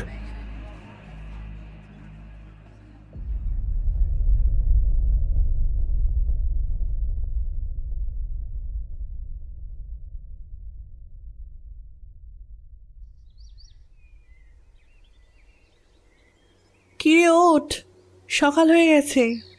মা কটা বাজে গো? 9:30। এ বাবা 9:30 বেজে গেল, বেরোতে হবে তো। মা আসছি। বাবু তাড়াতাড়ি চলে আসিস, আমি কিন্তু মাকে বরণ করতে যাব। ফ্রিজে খাবার আছে, গরম করে খেয়ে নিস। হ্যালো মিস এনা, আমি এসে গেছি। সরি একটু দেরি হয়ে গেল। It's okay. আচ্ছা, বাই দ্য ওয়ে, আপনি আমার ব্যাপারে জানলেন কি করে? আসলে রুবির অ্যালবামে আপনার ফটো দেখেছিলাম। ও আচ্ছা, বলুন তবে কালকে কি জানতে চাইছিলেন? হ্যাঁ, আপনি তো কালকে বলছিলেন আপনি হলি হার্টস অরফেনেজে কাজ করতেন। আপনি কি জানেন রুবি ভট্টাচার্য বলে ওখানে কেউ ছিল কি না, বা ওনার অতীত জীবনের সম্পর্কে যা জানেন যদি একটু খুলে বলেন। আমি হোলি হার্টস অরফেনেজের রিসেপশনিস্ট হিসেবে কাজ করতাম, সেই আজ থেকে প্রায় 20 বছর আগের কথা। তারপর 2001 নাগাদ আমাদের অরফানেজে অনেক নতুন বাচ্চারা এসেছিল, তাদের মধ্যেই একজন রুবি ছিল। প্রথম দেখে সেরকম মনে হয়নি, কিন্তু পরে লক্ষ্য করলাম ওর ব্যবহারটা আর 5টা বাচ্চার থেকে আলাদা। এমনিতেও খুব দুঃখর বাচ্চা ছিল, কারোর সাথে বেশি সেরকম মিশতো না, একা একাই থাকতো, ওই ইন্ট্রোভার্ট স্বভাবের আর কি। তবে একজন ছিলেন যাকে রুবি খুব ভালোবাসত, তিনিও রুবিকে খুবই ভালোবাসতেন। তিনি কে? আমাদের স্টাফদের মধ্যেই একজন, সিস্টার এমিলিয়া।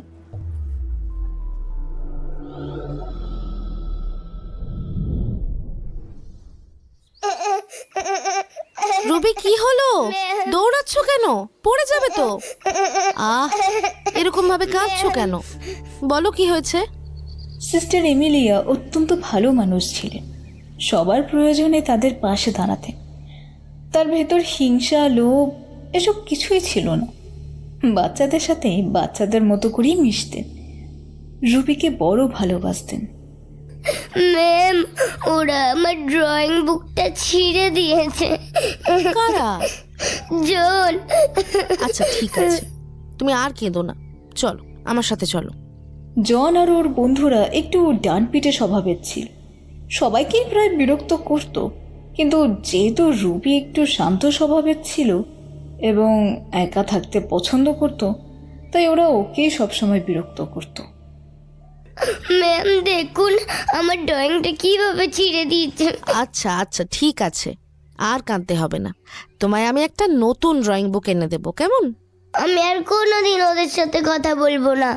আমি ওদের কোনো ক্ষতি করিনি, তাও ওরা সবসময় আমার জিনিসগুলো নষ্ট করে দেয়, আমাকে বিরক্ত করে। ওরা একদম ভালো নয়। ছি, এরম বলতে নেই। আমি যেমন তোমার বন্ধু, তেমনি ওরাও তো তোমার বন্ধু, তাই না? কিন্তু তুমি তো ওদের মতো নও, তুমি তো ভালো। আমি যদি কিছু না পারি তুমি তো আমাকে সাহায্য করো, কিন্তু ওরা সব কাজ নষ্ট করে দেয়। আচ্ছা তুমি এখানে এসো, বসো। দেখো, আমাদের সবার মধ্যে একটা এঞ্জেল থাকে আর একটা ডেভিল থাকে। এবার আমাদের চুজ করতে হয় যে আমরা এঞ্জেলের মতো হব নাকি ডেভিলের মতো হব। ম্যাম, তাহলে আমি কাকে চুজ করব? এঞ্জেলকে। কেন ম্যাম? এঞ্জেলরা সব সময় মানুষের ভালো করে, কিন্তু ডেভিলরা সবার ক্ষতি করে। কিন্তু ম্যাম, যদি কেউ ডেভিল হয়ে যায় তাহলে কি হবে? তাহলে প্রথম তারা ভালো থাকবে, কিন্তু ভবিষ্যতে ওদের অনেক সাফার করতে হয়। তুমি স্টোরি বুকে পড়েছো না, প্রত্যেক গল্পের শেষে ডেভিলরা হেরে যায়। ম্যাম ঠিক বলেছ, তাহলে আমি এঞ্জেলই হব। এই তো, গুড গার্ল। আচ্ছা ম্যাম, আমার আপনাকে একটা কথা জিজ্ঞেস করার ছিল। কি কথা? আমি কয়েকদিন আগে একটা গল্পের বই পড়েছিলাম, কিন্তু সেটার শেষটা আমি ঠিক বুঝতে পারিনি। কোন গল্পের বই? The monster in the mirror গল্পটায় একটা লোক নিজের আয়নায় একটা মনস্টারকে দেখতে পাচ্ছিল, আর আস্তে আস্তে তার বাড়ির সবাই অসুস্থ হয়ে যাচ্ছিল। সেই লোকটা কিছুতেই আয়নাটাকে নষ্ট করতে পারছিল না। ওটার কাছে গেলেই ও নিস্তেজ হয়ে পড়ছিল। ফাইনালি লোকটা যখন আয়নাটা নষ্ট করে মনস্টারকে ডিফিট করলো, তখনও নিজেই মারা গেল। এটা কেন হলো ম্যাম? ও, ওই গল্পটা, ওটা তুমি এখন বুঝবে না, আর একটু বড় হলে বুঝতে পারবে। এখন ওটা তোমার জন্য নয়। আমার গল্পটা একদম পছন্দ হয়নি। এটা খুব বড় আর বোরিং। শোনো রুবি, যে গল্পগুলো প্রথম প্রথম বোরিং মনে হয় না, পরে গিয়ে সেগুলোই সবচেয়ে বেশি ইম্প্যাক্ট তৈরি করে। যত সময় নিয়ে একটা গল্প ধীরে ধীরে তৈরি হয়, সেটার পে অফও ততটাই ইম্প্যাক্টফুল হয়। আপনি কি বলেন? আমি কিছুই বুঝলাম না। আচ্ছা আচ্ছা, ঠিক আছে, একদিন ঠিক বুঝতে পারবে। সিস্টার এমিলিয়ার বলা কথাগুলো শুনে রবির মনে একটা গভীর প্রভাব ফেলেছিল। মানে কি রকম? একদিন অরফানেজের একটা প্রোগ্রামে সবাইকে জিজ্ঞেস করা হয়েছিল কে বড় হয়ে কি হতে চায়। সেখানে রুবির উত্তরটা শুনে সবাই একটু অবাকই হয়েছিল। মানে ওইটুকু মেয়ে যে এরকম একটা উত্তর দিতে পারে, তাই কেউ আশা করেনি। Ruby, please stand up. তো রুবি, আমাদেরকে বলো তুমি বড় হয়ে কি হতে চাও? হ্যাঁ ম্যাম, আমি না বড় হয়ে এমন একটা পৃথিবী বানাতে চাই যেখানে শুধু ভালো মানুষই থাকবে। রুবি, তোমার স্বপ্নটা কিন্তু একটু আলাদা। রুবি, তুমি এই অনুপ্রেরণা কোথা থেকে পেলে? কাজটা কিন্তু মোটেও সহজ নয়। আসলে সিস্টার এমিলিয়া আমাকে ভালো আর খারাপের মধ্যে পার্থক্যটা শিখিয়েছেন, আর তাই উনি যদি আমার পাশে থাকেন, আমি ঠিক এটা করতে পারবো। যখন সিস্টার এমিলিয়ার অসুখটা ধরা পড়েছিল, তখন ওনার ট্রিটমেন্টের জন্য অরফানেজের অ্যাডমিনিস্ট্রেশন কোনো টাকা দেয়নি। আমরা জিজ্ঞেস করতে আমাদের বলেছিল যে ওদের কাছে নাকি ট্রিটমেন্টের জন্য যথেষ্ট ফান্ডস ছিল না। কিন্তু পরে আমরা জানতে পারি ওদের সাথে সিস্টার এমিলিয়ার পারিবারিক শত্রুতা থাকার জন্য তারা সাহায্য করতে চায়নি, তাই আমাদের ভুল বোঝানো হয়। তারপর একদিন সিস্টার এমিলিয়া ক্লাস করানোর সময় হঠাৎই মাথা ঘুরে পড়ে যান। পরে ওনাকে হসপিটালে অ্যাডমিট করালে জানতে পারা যায় ওনার ক্যান্সারের লাস্ট স্টেজ চলছে। খবরটা শুনে আমরা সবাই খুব ভেঙে পড়েছিলাম, বিশেষ করে রুবি। তার প্রায় 2 সপ্তাহ পর হসপিটাল থেকে ওনাকে যেদিন ছেড়ে দেওয়া হয়, সেদিন সিস্টার এমিলিয়া আমাদের ছেড়ে চলে যান। রিলিজ ডেট সেই দিনই তো রুবির জন্মদিন। সিস্টার এমিলিয়ার শেষ মুহূর্ত অবধি রুবি ওনার সঙ্গেই ছিলেন। আচ্ছা, আমি একটা ওয়েবসাইটে দেখেছিলাম যে ওই সময় অরফেনেজের অনেক সদস্যরাই কাজ ছেড়ে দিয়েছিল, কিন্তু কেন বলুন তো? সিস্টার এমিলিয়ার অসুখের কথা শুনেও ওরা টাকা না দিয়ে মিথ্যে কথা বলেছিল। ওদের কাছে ফান্ডসও ছিল আর ট্রিটমেন্ট করানোর স্কোপও ছিল, কিন্তু ওরা ইচ্ছে করেই ওনার ট্রিটমেন্ট করায়নি। আর যেহেতু সিস্টার এমিলিয়া একেবারেই একা ছিলেন, তাই ওনার তরফ থেকে কেউ প্রতিবাদও করেনি। তাহলে তারপর রুবির সিস্টার এমিলিয়া মারা যাওয়ার কয়েকদিন পর এমন একটা ঘটনা ঘটে যেটা দেখে আমরা প্রচণ্ড শকড হয়ে যাই। কি ঘটনা? বরাবরই রুবি একা থাকতে পছন্দ করত। সিস্টার এমিলিয়া মারা যাওয়ার পর থেকে ওর ব্যবহারটা কেমন বদলে যেতে থাকে, প্রচণ্ড ভায়োলেন্ট হয়ে যায়। ছোট ছোট কথাতেই সবার সাথে খারাপ ব্যবহার করতে শুরু করে। এরপরেই একদিন, কি হলো? তুই আমার পেন্সিল বক্সটা ফেলে দিলি কেন? বেশ করেছি, কি করবি? সিস্টার এমিলিয়াকে ডাকবি? ডাক না। জন, চলে যা। কি করেই বা ডাকবি? ভালোই হয়েছে মারা গেছে, বড্ড জ্বালাতো বুড়িটা। এই কি করছিস? জন চোখ ধরে অনেকক্ষণ ধরে কাঁদছে, রীতিমতো জখম। সে কি? রুবি কম্পাসটা দিয়ে ছেলেটার চোখটা কানা করে দিল। হ্যাঁ, আমাদের 9 বছরের রুবি এরকম একটা কাণ্ড করেছে, ভাবাই যায় না। যাই হোক, এরপর রুবিকে একটা শাস্তি দেওয়া হয়। ওকে একদিনের জন্য সবার থেকে আলাদা একটা ঘরে একা আটকে রাখা হয়। এরপর একটা অদ্ভুত ঘটনা ঘটে। প্রায় ওই রাত 1:30 নাগাদ রুবিকে যে ঘরে আটকে রাখা হয়েছিল সেখান থেকে একটা ভয়ঙ্কর চিৎকার ভেসে আসে।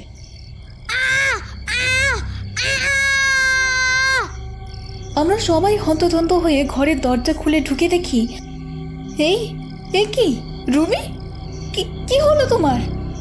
কি হলো তোমার এসব? দেখি ঘরের মেঝেতে চারিদিকে রক্ত লেগে, জানলার কাঁচটাও ভাঙা, আর রুবি ঘরের কোনায় কুঁকড়ে শুয়ে আছে। তার হাত পা থেকে গল গল করে রক্ত ঝরেই চলেছে। আমি ওর কাছে গিয়ে বললাম, রুবি বলো, কি হয়েছে তোমার?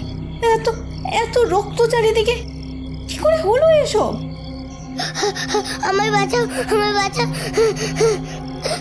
ও আমায় মেরে ফেলবে, ও আমায় মেরে ফেলবে, আমায় মেরে ফেলবে। কে মেরে ফেলবে?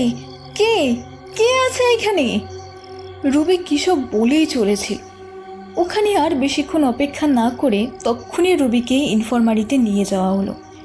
আমরা প্রচণ্ড ভয় পেয়ে গিয়েছিলাম, কিন্তু কিছুতেই ভেবে পাচ্ছিলাম না রুবির ওরকম অবস্থা হলো কি করে। তারপরে যে জিনিসটা জানতে পারলাম সেটা শুনে প্রথমে আমার বিশ্বাস হয়নি, কিন্তু তারপর বিশ্বাস করতে বাধ্য হলাম। আসলে জানেন তো, রুবি বারবার একটাই কথা বলে যাচ্ছিল। ওকে যতবারই আমরা জিজ্ঞেস করেছি যে কী করে ওর এরকম অবস্থা হলো, ও শুধু একটাই কথা বলছিল যে একটা কালো ছায়া ওকে মারতে চায়। কিন্তু ও হাজার মনে করার চেষ্টা করলেও কিছুতেই তার মুখটা ও মনে করতে পারছিল না। কালো ছায়া? কি বলছেন কি আপনি? হ্যাঁ, ও বারবার এই কথাটাই বলতো যে ওই দিন রাতে একটা কালো ছায়ার মতো একটা মূর্তি ওকে মারার চেষ্টা করেছিল। তারপর জানা যায়। কি জানা যায়? এটাই যে ওরকম কালো ছায়া বা কোনো কিছুই ছিল না সেদিন রাতে। মানে তাহলে ওর ওই রকম অবস্থা হলো কি করে? এটাই তো ভাববার বিষয়। পরে আমাদের স্টাফেদের মধ্যে একজনের কি জানি কেন মনে হয়েছিল যে কাজটা দিয়ে রুবিকে আঘাত করা হয়েছিল সেটা একবার ল্যাবে টেস্ট করানোর জন্য দেওয়া উচিত। টেস্টের রেজাল্ট কি এসেছিল জানেন? কি এসেছিল? ওই কাজটায় নাকি রুবির আঙ্গুলের ছাপ পাওয়া গেছে। মানে? রুবির ওপর সেদিন কোনো কালো ছায়া বা প্রেতাত্মা বা ওরকম কিছু অ্যাটাক করেনি। ওই দিন রুবির যা অবস্থা হয়েছিল তার জন্য ও নিজেই দায়ী। সে কি করে হয়? সত্যি কথা বলতে প্রথমে আমিও বিশ্বাস করিনি, কিন্তু পরে যখন সেই রাতে সিসিটিভি ফুটেজটা দেখলাম তখন সত্যি বিশ্বাস করতে বাধ্য হলাম। স্ক্রিনে পরিষ্কার দেখেছিলাম যে রুবি কাঁচ ভেঙে সেই কাঁচের টুকরো দিয়েই নিজেকে আহত করছে। কিন্তু কেন? আর ওই কালো ছায়াটা তাহলে কি? Dissociative identity disorder. একজন সাইকিয়াট্রিস্টকে কনসাল্ট করলে উনি বলেন যে রুবির ডিসোসিয়েটিভ আইডেন্টিটি ডিসঅর্ডার আছে। তিনি রুবির সাথে কথা বলে আমাদের বলেছিলেন যে ওর এই অবস্থা তার জন্য দায়ী ওর পার্সোনালিটিটা। বলতে পারেন স্প্লিট পার্সোনালিটি হয়ে গেছে, যেটাকে আমরা চলতি ভাষায় ডুয়েল পার্সোনালিটি বলে থাকি। ও এমন কিছু কিছু কাজ করে যেটা করার সময় ও নিজের সেন্সে থাকে না। তখন বলতে গেলে ও একটা অন্য ব্যক্তি হয়ে ওঠে, একটা অন্য মানুষ হয়ে ওঠে। তারপর আবার নিজের নর্মাল সেন্সে ফেরার পর ও নিজের মনে নিজেই এই কালো ছায়ার মতো একটা ফিগার ইমাজিন করে নিয়েছে, যেটার ওপর ও নিজের দোষটা চাপাতে পারে। It's just a figment of her imagination. Oh God! তার মানে সেই দিন ওই পাথরটাও ও নিজেই? মানে কি পাথর? না না, কিছু না। এরপর? এই ঘটনার 3-4 মাস পর মিসেস ভট্টাচার্য অ্যাডপশনের জন্য আমাদের অরফেনেজে আসেন এবং রুবিকে ওনার খুবই পছন্দ হয়। আর ভীষণ অবাক ব্যাপার যে রুবিরও ওনাকে ভীষণ ভালো লেগে যায়। তারপরই ওনারা রুবিকে নিজেদের সাথে নিয়ে যান। আচ্ছা, তারপর আর রুবির সাথে কখনো এরকম কিছু হয়েছে বা ওই ব্যাপারে কিছু কি বলেছে? তারপরে এরকম অনেকবারই রুবি ওর সেই কালো ছায়ার কথা বলেছে। ওর দৃঢ় বিশ্বাস যে একটা 7 ফুট লম্বা মাথা থেকে পা পর্যন্ত কালো কাপড়ে ঢাকা একটা ছায়ামূর্তি ওকে হন্ট করছে এবং ওকে মেরে ফেলতে চায়। আমি এটা বিশ্বাস করতে পারছি না। ও গড, তার মানে ও নিজেই। আরে ওকে, আপনার কি শরীর খারাপ করছে? না না, আই এম ফাইন। আপনাকে অসংখ্য ধন্যবাদ। আপনি এটা বলে আমার প্রচুর সাহায্য করেছেন। Thanks a lot. তাহলে আজ আসি, ভালো থাকবেন। You are welcome. I am glad that I could be of help. আর একটা কথা, যদিও আমি সেখানে শুধুমাত্র একজন রিসেপশনিস্ট ছিলাম, কিন্তু রুবির মতো বাচ্চাদের প্রতি আমার একটা সফট কর্নার আছে। আর আমি আপনাকে অনেস্টলি বলছি, রুবি যত যাই হোক কোনোদিন ইচ্ছে করে কারোর কোনো ক্ষতি করবে না। ছোট থেকেই ও একা একা থেকেছে, এখন যদিও বড় হয়ে গেছে, কিন্তু তাও। যাক, ভালো থাকবেন।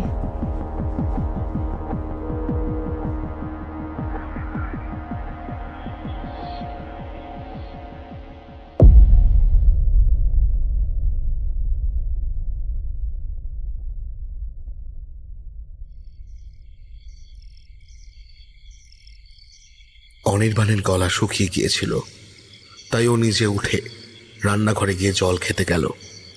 মা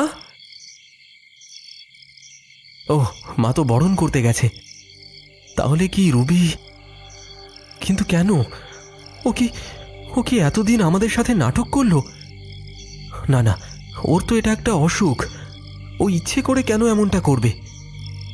হে ভগবান, তার মানে ওর বাবা মাকে কি ও নিজেই? না, রুবি এটা করতে পারে না। যাই হোক, আমাকে বাকিদেরকেও এই ব্যাপারটা জানাতে হবে। কিন্তু কৌশিক তো কোনো মতেই আমার কথা বিশ্বাস করবে না। চন্দ্রিকাকেই জানাই। ও, ফোনটা ধরছে না কেন? হ্যালো, আমি একটু বাইরে আছি রে। আরে শোন, আমার তোকে দরকারি কিছু কথা বলার আছে। কি বলছিস? শুনতে পারছি না, একটু জোরে বল। আরে রুবি যে কালো ছায়াটার কথা বলতো, ওটা ওরই কল্পনা। ওর ডিসোসিয়েটিভ আইডেন্টিটি ডিসঅর্ডার আছে। আর আমার মনে হয়।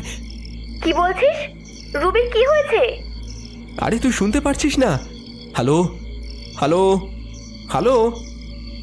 ইস, চার্জটা এক্ষুনি শেষ হতে হলো। উফ, এখন আবার কে এলো? তুই এখন এখানে? কেন আসতে পারি না? না, তা নয়। আরে আয়, ভেতরে আয়, বস। ওভাবে ফ্যাল করে কি দেখছিস? একটু জল খাওয়া না। হ্যাঁ, এক্ষুনি দিচ্ছি। এই নে। Thank you. By the way, কাকিমাকে তো দেখছি না। কাকিমা কোথায়? হ্যাঁ, মা একটু বেরিয়েছেন। আচ্ছা রুবি, তুই হঠাৎ এই সময় এখানে? না মানে এখন তো তুই আর বাড়ি থেকে বেরোস না, তাই কোনো দরকার ছিল? উফ, এত প্রশ্ন করিস কেন বলতো? বাহ, ঘড়িটা তো বেশ সুন্দর দেখতে। তোকে প্রায়ই দেখেছি পড়তে। হ্যাঁ, 14 বছরের জন্মদিনে মা গিফট করেছিল ওটা। আসলে টাইটানের এই মডেলটা আমারও বেশ পছন্দের। আসলে জানিস তো, এটা আমার লাকি ঘড়ি। কোনো পরীক্ষা থাকলে এটা আমি পড়ে যাই। ও, তার মানে এটা তোর বেশ প্রিয়। আচ্ছা, এটা যদি ভেঙে যায় তাহলে? মানে? বলার সাথে সাথে ঘড়িটা পড়ে ভেঙে গেল। কি করলে তুই এটা? নিজের প্রিয় জিনিস ভেঙে গেলে খুব কষ্ট হয়, তাই না? এসব কি আজে বাজে কথা বলছিস? তোর কি মাথাটা খারাপ হয়ে গেছে? যা বাড়ি যা। কিন্তু আমি তো বাড়ি যাওয়ার জন্য আসিনি। তাহলে কেন? তাহলে আর কিছু না। যাকগে, বল মিস এনা কি বললো আমার ব্যাপারে? মানে তুই এটা কি করে জানলি? এইটুকু খবর না রাখলে আমি তোর কিসের বন্ধু হলাম বল? তার মানে তুই এতদিন আমাদের সাথে নাটক করছিলিস? তুই সবাইকে? কি করে পারলি? তুই এটা কি করে পারলি? একজন নির্দোষ মানুষ, এমনকি নিজের মা বাবাকেও ছাড়লি না। তোর কি মায়া দয়া বলে কিছু নেই? মায়াদয়া আছে বলেই তো করেছি কাজটা। তার মানে এতদিন শহরে পুলিশ ফোর্স আগন্তুক নামে যে সিরিয়াল কিলারকে খুঁজছিল সে এখন আমার সামনে দাঁড়িয়ে। Bravo bravo! পুরো শহরের পুলিশ ফোর্স যাকে এতদিন ধরে খুঁজে বের করতে পারেনি, তুই তাকে এত সহজেই ধরে ফেললি। মানতেই হচ্ছে, তুই তো পুরো ছুপারুস্তম রে। কেন কেন কেন করলি তুই এরকম? ওদের মুক্তি দেওয়ার জন্য। কি মুক্তি দেওয়ার জন্য? ছোটবেলা থেকেই আমার একটা স্বপ্ন ছিল যে আমি এমন একটা সোসাইটি তৈরি করব যেখানে কোনো খারাপের স্পর্শ থাকবে না। আ সোসাইটি ফ্রি অফ এভিল, যেখানে শুধুই ভালো মানুষরা থাকবে। কিন্তু পরে গিয়ে বুঝলাম এটা কখনোই সম্ভব নয়। সমাজের বুক থেকে খারাপকে বের করা কোনো দিনই সম্ভব হবে না। তাই যারা সত্যিই ভালো মানুষ তাদেরকে এই নিষ্ঠুর দুনিয়া থেকে মুক্তি দিয়েছি। তুই অসুস্থ? না রে অনি, আমি অসুস্থ নই। অসুস্থ হচ্ছে আমাদের সমাজ। তুই ভেবেই দেখ না, আমার মা যে কিনা কোনোদিনও কারোর ক্ষতি করেনি, সবসময় গরিব দুঃখীদের পাশে দাঁড়ানোর চেষ্টা করেছেন, অনেক দুস্থ অনাথ শিশুদের সাহায্য করেছেন, তার মতো ভালো মানুষকেই এরকম একটা স্ক্যান্ডেলে ফাঁসানো হলো। কি অবস্থাটাই না হয়েছিল! মায়ের মুখের দিকে তাকানোই যাচ্ছিল না। ঘুম খাওয়া দাওয়া সবই ছেড়ে দিয়েছিল। তার এত কষ্ট দেখতে না পেরে তাকে মুক্তি দিয়েছি। আমার বাবা পুরোপুরি নিখুঁত না হলেও সে পরিবারকে খুব ভালোবাসতো। তুই তো জানিস না, আমার বাবা কাজের সূত্রে বাইরে থাকতো। তবে প্রথম যেদিন বাবা মাকে ট্রান্সফারের কথাটা জানায়, সেই দিন ওদের দুজনার মধ্যে প্রচণ্ড ঝামেলা হয়। আচ্ছা, আমি তো তোমায় আপত্তি করিনি। আমি বুঝতে পারছি যে তোমার কাজটা কতটা গুরুত্বপূর্ণ। আমি শুধু এটা বলতে চাইছি যে তুমি যখন যাচ্ছ, তুমি আমাদের সাথে নিয়ে কেন যেতে চাইছো না? তুমি নিজেও খুব ভালো করে জানো যে এটা কোনো মতেই সম্ভব নয়। তাও তাও কেন ছেলে মানুষই করছো? আমি ছেলে মানুষই করছি? তুমি একবারও আমার কথাটা ভাবছো না? আমি একা হাতে পুরো বাড়িটা সামলাবো কি করে? তার উপর রুবিও এখন ছোট, আর আমার কাজটা। ছেড়ে দাও ছেড়ে দাও ছেড়ে দাও। এমনিতেও ওসব কাজ করে কোনো লাভ নেই। তার চেয়ে বাড়িতে থাকো, মেয়েকে মানুষ করো সময় মতো। আমি টাকা পাঠিয়ে দেবো। বাহ, তুমি এতটা স্বার্থপর! তোমার কাছে টাকাটাই সব হয়ে দাঁড়ালো। শুধু টাকা দিলেই সব কর্তব্য শেষ হয়ে যায় না? তাহলে আর কি চাও? আর কি চাও তুমি আমার থেকে? হ্যাঁ, কিছু না। তোমার যেখানে মন চায় তুমি যাও, আমি আর আটকাবো না। এর পরের দিনই বাবা ভোরবেলা বেরিয়ে যায়। আমার সাথে বাবার মাঝে মধ্যে কথা হলেও মায়ের সাথে বাবার সম্পর্কটা নামেই ছিল। ওদের মধ্যে সেই যোগাযোগটা ওই দিনই মিটে যায়। তাহলে তুই কাকুকে কেন? এত বছর পর বাবা যখন ফাইনালি বাড়িতে ফিরল, তখন আর মা নেই। বড্ড দেরি করে ফেললো বাবা। জানিস তো অনি, মানুষের জীবনে আফসোসের মতো ভয়ঙ্কর আর কিছু হয় না। একটা মানুষকে ভেতর থেকে ছাড়খাড় করে দিতে পারে। অবশ্য এমন অনেক মানুষই আছে যাদের হাজার খারাপ কাজ করা সত্ত্বেও তাদের মনে কোনোদিনও অপরাধ বোধ থাকে না। তারা নিজেকে কনভিন্স করে নেয় এই বলে যে তারা যেটা করছে সেটা ঠিক। কিন্তু আমার বাবা তো এমন মানুষ নয়। সেই দিন সকালে পুলিশ স্টেশনে যেতে যেতে বাবা বলছিল, মারে, আমি দরকারের সময় তোদের পাশে থাকতে পারিনি।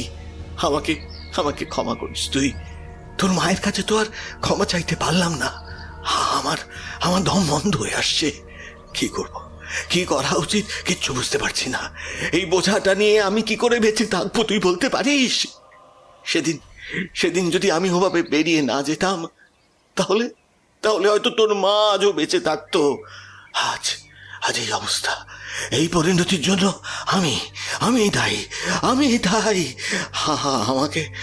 তুই ক্ষমা করে দে মা, আমাকে তুই ক্ষমা করে দে। বাবা তুমি আর চিন্তা করো না, আমি তোমাকে তোমার সব কষ্ট থেকে মুক্ত করলাম। মানে বাঁচাও!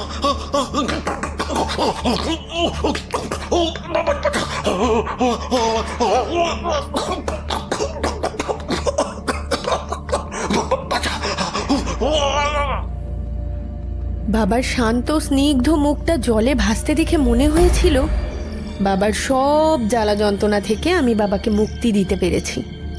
রুবি তুই প্লিজ চুপ কর, আমি আর নিতে পারছি না। তুই তুই এতটা নির্মম কি করে হতে পারলি? এটা করার আগে তোর একবারও বাঁধলো না? বাঁধবে কেন? আমি কি কোনো খারাপ কাজ করেছি? বাবা মা ইপসিতা সবাই কষ্টে ছিল, আমি ওদের মুক্তি দিয়েছি। ইপসিতা মানে? ওকে তো খুঁজে পাওয়া যাচ্ছে না, তার মানে তুই ওকেও? অনি তোর কোনো ধারণাই নেই ওরা কতটা কষ্টে ছিল। বেচারি মেয়ে বাবা মায়ের অশান্তি থেকে আলাদা থাকার জন্য ও নিজের মায়ের থেকে দূরে থাকতে বাধ্য হয়েছিল। তারপর যাকে ও মন থেকে ভালোবেসেছিল সেও ওকে বোঝেনি, ওর অনুভূতির দামই দেয়নি। তুই জানিস আমি কার কথা বলছি? কৌশিক। আমরা কেউ ওকে বুঝতে পারিনি রে অনি, বড্ড চাপা স্বভাবের মেয়ে ছিল কি না। ওর ভেতরের চিৎকারটা আমরা কেউই শুনতে পাইনি। রুবি, ইপসিতার সাথে তুই কি করেছিস? ও কোথায়? প্লিজ বল বল, আমায় বল। তুই চিন্তা করিস না রে Oni, she is in a far better place now. না না না না না, এটা হতে পারে না। রুবি তুই মিথ্যে কথা বলছিস, ইয়ার কি করছিস? প্লিজ তুই সত্যিটা বল। মানুষ মিথ্যে তখনই বলে যখন সে নিজের কাজের জন্য লজ্জিত হয়। আমি মিথ্যে বলছি না অনি। কিন্তু কেন? সিস্টার এমিলিয়ার থেকে কি তুই এটাই শিখেছিস? অনির্বাণ, আমার ভুল, আমারই ভুল। আমার একদম চেঁচানো ঠিক হয়নি রে। তুই দেখছি একদিনেই আমার পুরো ইতিহাস জেনে এসেছিস, মানতেই হচ্ছে। আমরা তোকে কি ভোলাটাই না ভাবতাম, কিন্তু তুই তো পুরো ছুপা রুস্তম রে, মানতেই হবে। ভেবে দেখ তাহলে, উচিত হয়নি তোদের আমায় আন্ডার এস্টিমেট করা। একদমই তাই, কিন্তু ভারী আফসোসের ব্যাপার তুই এই কথাগুলো আর কাউকে বলতে পারবি না। মানে কেন বলতে পারবো না? আই গেস তুই এতক্ষণে বুঝতেই পেরেছিস আমি এখানে কেন এসেছি। যে স্বপ্নটা আমি আর সিস্টার এমিলিয়া দেখেছিলাম সেটা আমাকে এখন একাই পূরণ করতে হবে। আর সিস্টার এমিলিয়ার আশীর্বাদে আমি অনেকটাই সফল হয়েছি, কিন্তু কাজ এখনো শেষ হয়নি। এখনো অনেকে আছে যারা দীর্ঘদিন ধরে তিলে তিলে মরছে, কষ্ট পাচ্ছে, বেঁচে থেকেও তারা মন খুলে বাঁচতে পারছে না। আমাকে তাদেরকে মুক্ত করতেই হবে, আর আমি কখনোই কাউকে আমার পথের কাঁটা হয়ে উঠতে দেব না।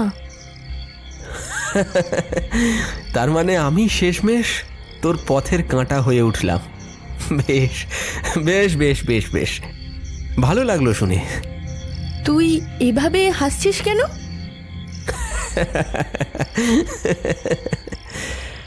জানিস তো রুবি, আমার জীবনটা না সেরকম খুব একটা ইভেন্টফুল হয়নি। নর্মাল বাবা মা, লেখাপড়াতেও খুব একটা ব্রিলিয়ান্ট ছিলাম তা নয়, অঙ্কে চিরকালই কাঁচা, সারা বছর পড়েও টেনে টেনে পাশ করতাম। বাবা রে, যা একটা দিন গেছে, রেজাল্ট নিয়ে ভয়ে ভয়ে বাড়ি ফিরতাম।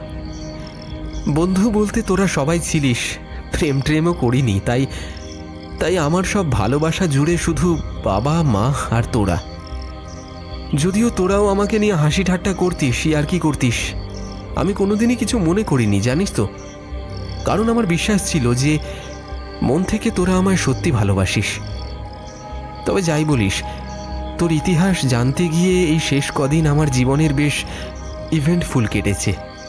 অ্যাটলিস্ট আর কিছু পারি আর না পারি, একটা নির্মম সিরিয়াল কিলারের পথের কাঁটা হয়ে দাঁড়াতে পেরেছি। সত্যি ভাই, আমার পেছনে এভাবে না পড়লে তুই কিন্তু ভালো গোয়েন্দা হতে পারতিস। ডিটেকটিভ অনির্বাণ মিত্র, নামটা কিন্তু মন্দ শোনাচ্ছে না। ভুল বলিসনি কিন্তু, I guess this is it. হ্যাঁ, রবি ক্ষিপ্র হাতে অনির্বাণকে লক্ষ্য করে ছুরি মারে। আর good bye Ruby. Good bye Anirban. রবির অনির্বাণের মৃতদেহ দেখে আর্তনাদ বেরিয়ে আসে। অনির্বাণ, এই অনির্বাণ, এ কি? অনি, চোখ খোল অনি। রবি ফোন বের করে ডায়াল করে। Hello hello, police station, please তাড়াতাড়ি আসুন। There has been a murder, my friend is no more. আমি রাজপুর থেকে বলছি, প্লিজ তাড়াতাড়ি আসুন। রবি হঠাৎ ওর হাতে রক্ত দেখে প্রচন্ড ভয় পেয়ে ছুরিটা নিয়ে ছুঁড়ে নিচে ফেলে দেয়। কে কে ওখানে? তুমি আবার এসেছো? অনির্বাণকেও, তার মানে তুমি এবার আমাকেও মেরে ফেলবে, তাই তো? এবার এসেছি, তোমার কোথাও বুঝতে ভুল হচ্ছে। আমি তো কখনো যাইনি। কি বললে? মানেটা কি? কখনোই যাওনি মানে? কে তুমি? এখনো বুঝতে পারছো না? না, পারছি না আমি বুঝতে। কে কে তুমি? সামনে আসছো না কেন? আমি তো তোমার সামনেই আছি, তুমি দেখতে পাচ্ছ না আমাকে? কোথায়? তুমি সামনে আসছো না কেন? আমি দেখতে পাচ্ছি না কেন? এই যে আমি, এইদিকে, এই তো, এসো। এই তো আমি, আয়নার সামনে এসো, এলেই দেখতে পাবে। আয়নার সামনে?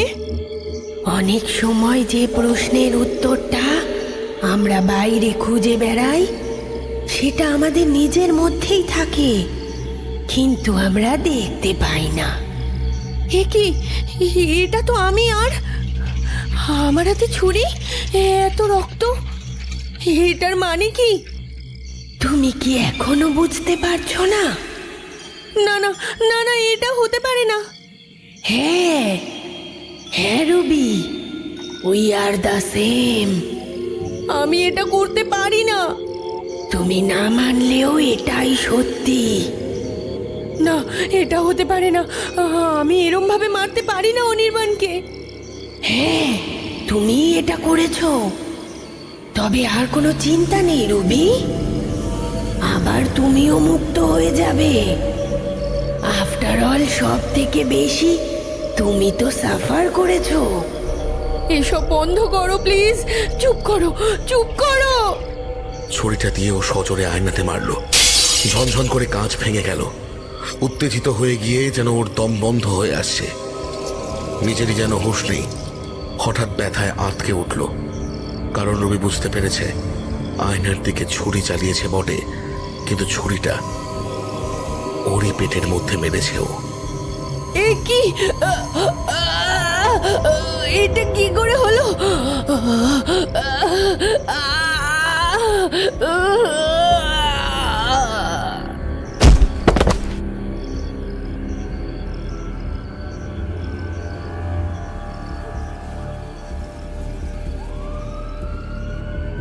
ও গড, এ এখনো বেঁচে আছে, এর এখনো পালস চলছে।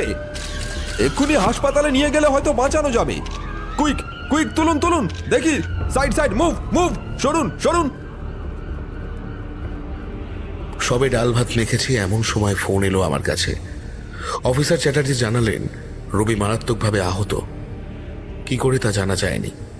ঘটনাটা ঘটে অনির বাড়িতেই। কথাটা শোনার পর খাওয়া ছেড়ে আর এক ফোঁটাও সময় নষ্ট না করে তাড়াহুড়ো করে হসপিটালের দিকে ছুটলাম। এক্সকিউজ মি, মিস ভট্টাচার্য নামে একটু আগেই একজন অ্যাডমিট হয়েছেন। উনি এখন কোথায় আছেন একটু বলবেন প্লিজ? উনি তো এখন ওটিতে আছেন, এই সামনে থেকে গিয়ে ডান দিকে। ও ওকে ওকে ওকে ওকে। এই কৌশিক, কি রে, রুবি কোথায়? ও ওটিতে, আমি ওখানে যাচ্ছি। তুইও চল চল। হ্যাঁ, তাড়াতাড়ি চল। এই কৌশিক, তুই যে বলেছিলি ঘটনাটা অনির্বাণের বাড়িতেই ঘটেছিল, অনির্বাণ কোথায়? জানি না রে, কিছুই বুঝতে পারছি না আমি। হঠাৎ পিছন থেকে একটা কান্নার আওয়াজ ভেসে এলো। পিছনে ফিরে দেখি অনির্বাণের মা একটা স্ট্রেচার ধরে এগিয়ে যাচ্ছে পোস্টমর্টমের ঘরের দিকে। স্ট্রেচারের চাকা গড়ানোর সাথে গড়াচ্ছিল অনির্বাণের মায়ের চোখের জল। কাকিমা, আপনি এখানে? কি হয়েছে? আপনি এভাবে কাঁদছেন কেন? এ কি অনি, এরকম কি করে হলো? এই তো কাল আমাদের দেখা হলো, তখন তো সব ঠিকই ছিল, আর এখন এসব কি করে হয়ে গেল? কাকিমা, কাকিমা তুমি বলো এটা কি করে হলো? এই মুহূর্তে আমার কি করা উচিত ভেবে পাচ্ছিলাম না। আমি আর চন্দ্রিকা মিলে ওনাকে পাশের একটা চেয়ারে বসালাম। ওয়ার্ড বয়রা এসে অনির্বাণকে মর্গে নিয়ে চলে গেল। অনির্বাণকে স্ট্রেচারে করে নিয়ে যাওয়া হলো। মর্গের দরজা বন্ধ করে দেওয়া হলো। 5 মিনিট পর অনির্বাণের মায়ের জ্ঞান ফিরল। হনি, হনি, আমার অনি কোথায়? কাকিমা, আপনি নিজেকে সামলান, এই নিন জল খান। হ্যাঁ গো, ও কি আর কোনো দিন ফিরবে না?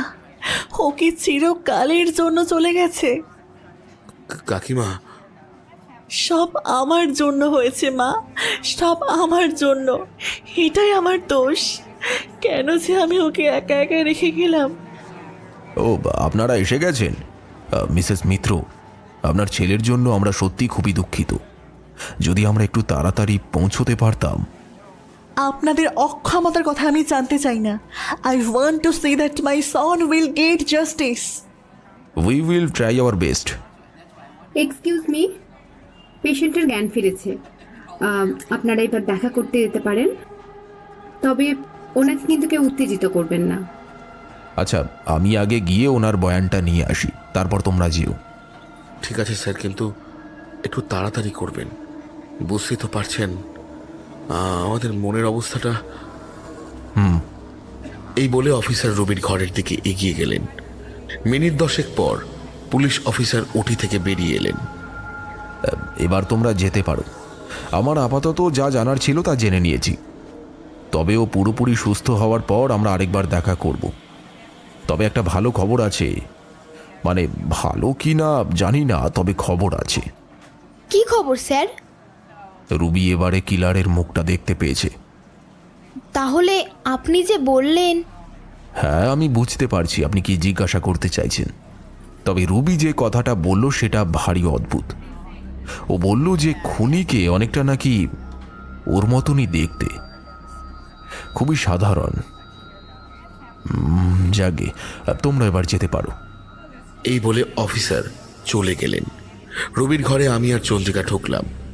নার্স রবির ঘরে ব্যান্ডেজ, মেডিকেল এড, ড্রেসিং নিয়ে যায়, কারণ ওর ব্লাড লস হচ্ছে। চন্দ্রিকা রবির কাছে এগিয়ে গেলে রবি মাথা তুলে হেলান দিয়ে বসল। রবির বিছানার পাশে বসে চন্দ্রিকা বলল, কি রে রুবি, এখন ঠিক আছিস তো? রুবি, এসব কি করে হয়ে গেল বলতো? জানি না রে মা, বাপি, ইপসিতা, অনির্বাণ।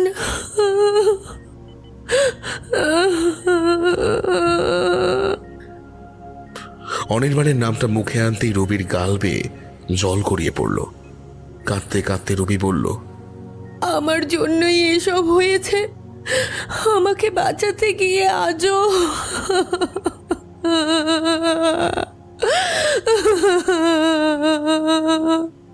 রবি, তুই তো একটু শান্ত হ। এতে তোর কোনো দোষ নেই। এমনিতে তোর শরীরের অবস্থা ভালো নয়, আর তুই এসব নিয়ে ভাবিস না। আচ্ছা রবি, একটা জিনিস জিজ্ঞেস করব? হ্যাঁ বল। আজ সকালে হঠাৎ তুই অনির্বাণের বাড়ি কেন গিয়েছিলি? অনির্বাণই আমাকে ওর বাড়িতে ডেকেছিল। ও বলছিল ওর নাকি কিছু জরুরি বিষয়ে কথা বলার আছে, কিন্তু কিন্তু কি বিষয় সেটা বলেনি। হ্যাঁ জানিস তো, ও আমাকেও আজ সকালে একবার কল করেছিল।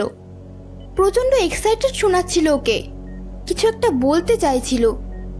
কি কি বলতে চাইছিল জানি না রে, আসলে আমি তখন বাইরে ছিলাম, তাই ওর কোনো কথা ঠিক করে শুনতে পাইনি, আর আমার কিছু বোঝার আগে ফোনটা কেটে গেল। ঠিক আছে, আমরা আসি। তুই এখন রেস্ট নে, আমরা কাল আবার এই সময় আসব। এই বলে আমরা বেরিয়ে এলাম। আমি আর রবি হাঁটতে থাকি। কোথাও যেন মনে হচ্ছিল আমাদের জন্য সময়টা সেদিন এখানেই দাঁড়িয়ে আছে।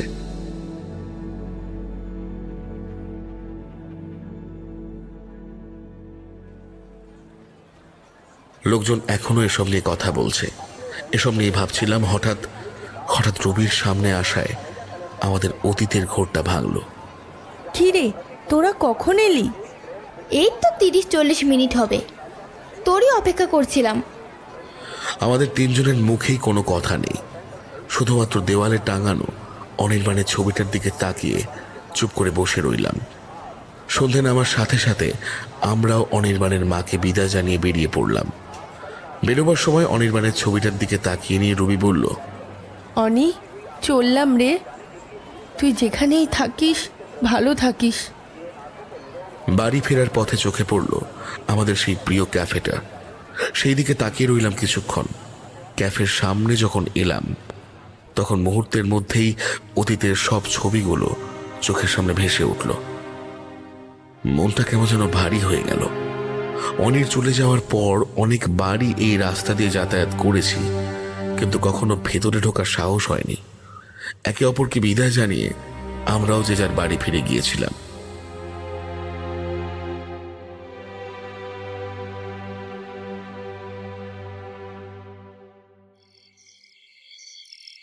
রুবি দিদি, তুমি চলে এসেছো? আমি আমার রুমে যাচ্ছি। আমার বোন এমিলিয়া, তোমার এই শেষ স্মৃতিচিহ্নটা আমি আজও যত্ন করে রেখেছি। আমি তোমার বলা শেষ কথাগুলো আজও ভুলতে পারি না।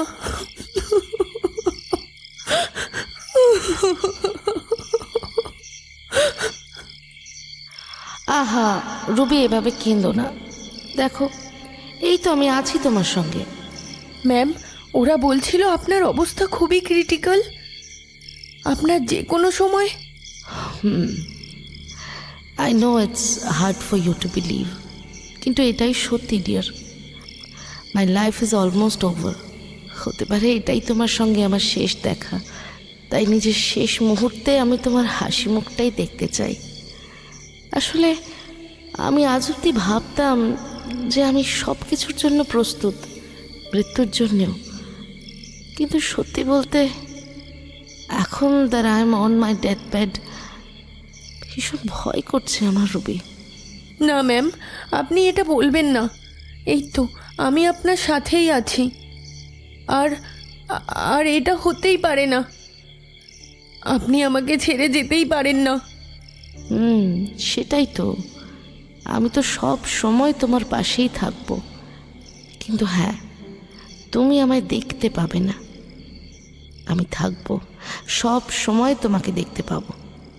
না না না, আপনি ছাড়া আমার তো কেউ নেই। আমি কি করে বাঁচবো? আর আর আমাদের স্বপ্নটা, সেটা কি করে পুরো করব?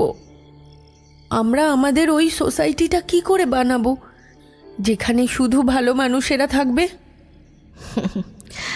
ওটা তোমাকে নিজেই করতে হবে রুবি। আমি তোমার সেই পারফেক্ট সোসাইটির পার্ট হতে পারলাম না। জানেন তো ম্যাম, আমি জানতে পেরেছি আমাদের অরফেনেজের কাছে যথেষ্ট ফান্ডস আছে। যেহেতু আপনার ট্রিটমেন্টটায় অনেক খরচ আছে, তাই ওরা কেউ কিচ্ছু করছে না। আমি জানি সবাই খুব নিষ্ঠুর। আমি কাউকে ছাড়বো না, সবাইকে শেষ করে দেব, ধ্বংস করে দেব সব কিছু। না রুবি, আমাদের সমাজের হৃদয়কে ঘিরে থাকা এই অন্ধকারকে ধ্বংস করা অসম্ভব। আমরা যা করতে পারি তা হলো যারা কষ্টে আছে তাদের স্বস্তি দিতে পারি। তুমি তাদের এই নিষ্ঠুর পৃথিবী থেকে মুক্তি দিতে পারো। স্বাধীনতা? হ্যাঁ রুবি, আমি জানি তুমি পারবে। সাহায্য করো তাদের যারা কষ্টে আছে, সাহায্য করো তাদের যারা একা আছে। মুক্তি দাও তাদের আত্মাকে, যাতে আমার মতো আর আর কাউকে কষ্ট পেতে না হয় কখনো। যাতে অন্য কোনো রুবিকে নিজের বোন এমিলিয়ার মতো আর কাউকে হারাতে না হয়। আমি বুঝতে পেরেছি ম্যাম, আমি এটা করতে পারবো, নিশ্চয়ই করব। কথা দিলাম আপনাকে। আমার আশীর্বাদ তোমার উপর সব সময় আছে। তুমি এবার যাও, নিজের খেয়াল রেখো। তুমি যখন বড় হবে তখন একজন শক্তিশালী মানুষ হয়ে ওঠো। ঠিক আছে, আমি তোমার সঙ্গে আর কিছুক্ষণ যদিও থাকতে পারতাম। আমি প্রমিস করছি ম্যাম, আমি আমাদের স্বপ্নটা পূরণ করবই। আমি আপনাকে খুব মিস করব। রুবি, মাই চাইল্ড, আমি তোমায় খুব ভালোবাসি। আপনি সব সময় আমার হৃদয়ে থাকবেন এমিলিয়া ম্যাম। আপনাকে আমি খুব ভালোবাসি। রুবি দিদি, কফি বানিয়েছি, নিচে আসুন। রুবি চোখের জল মুছে বলে, হ্যাঁ যাচ্ছি।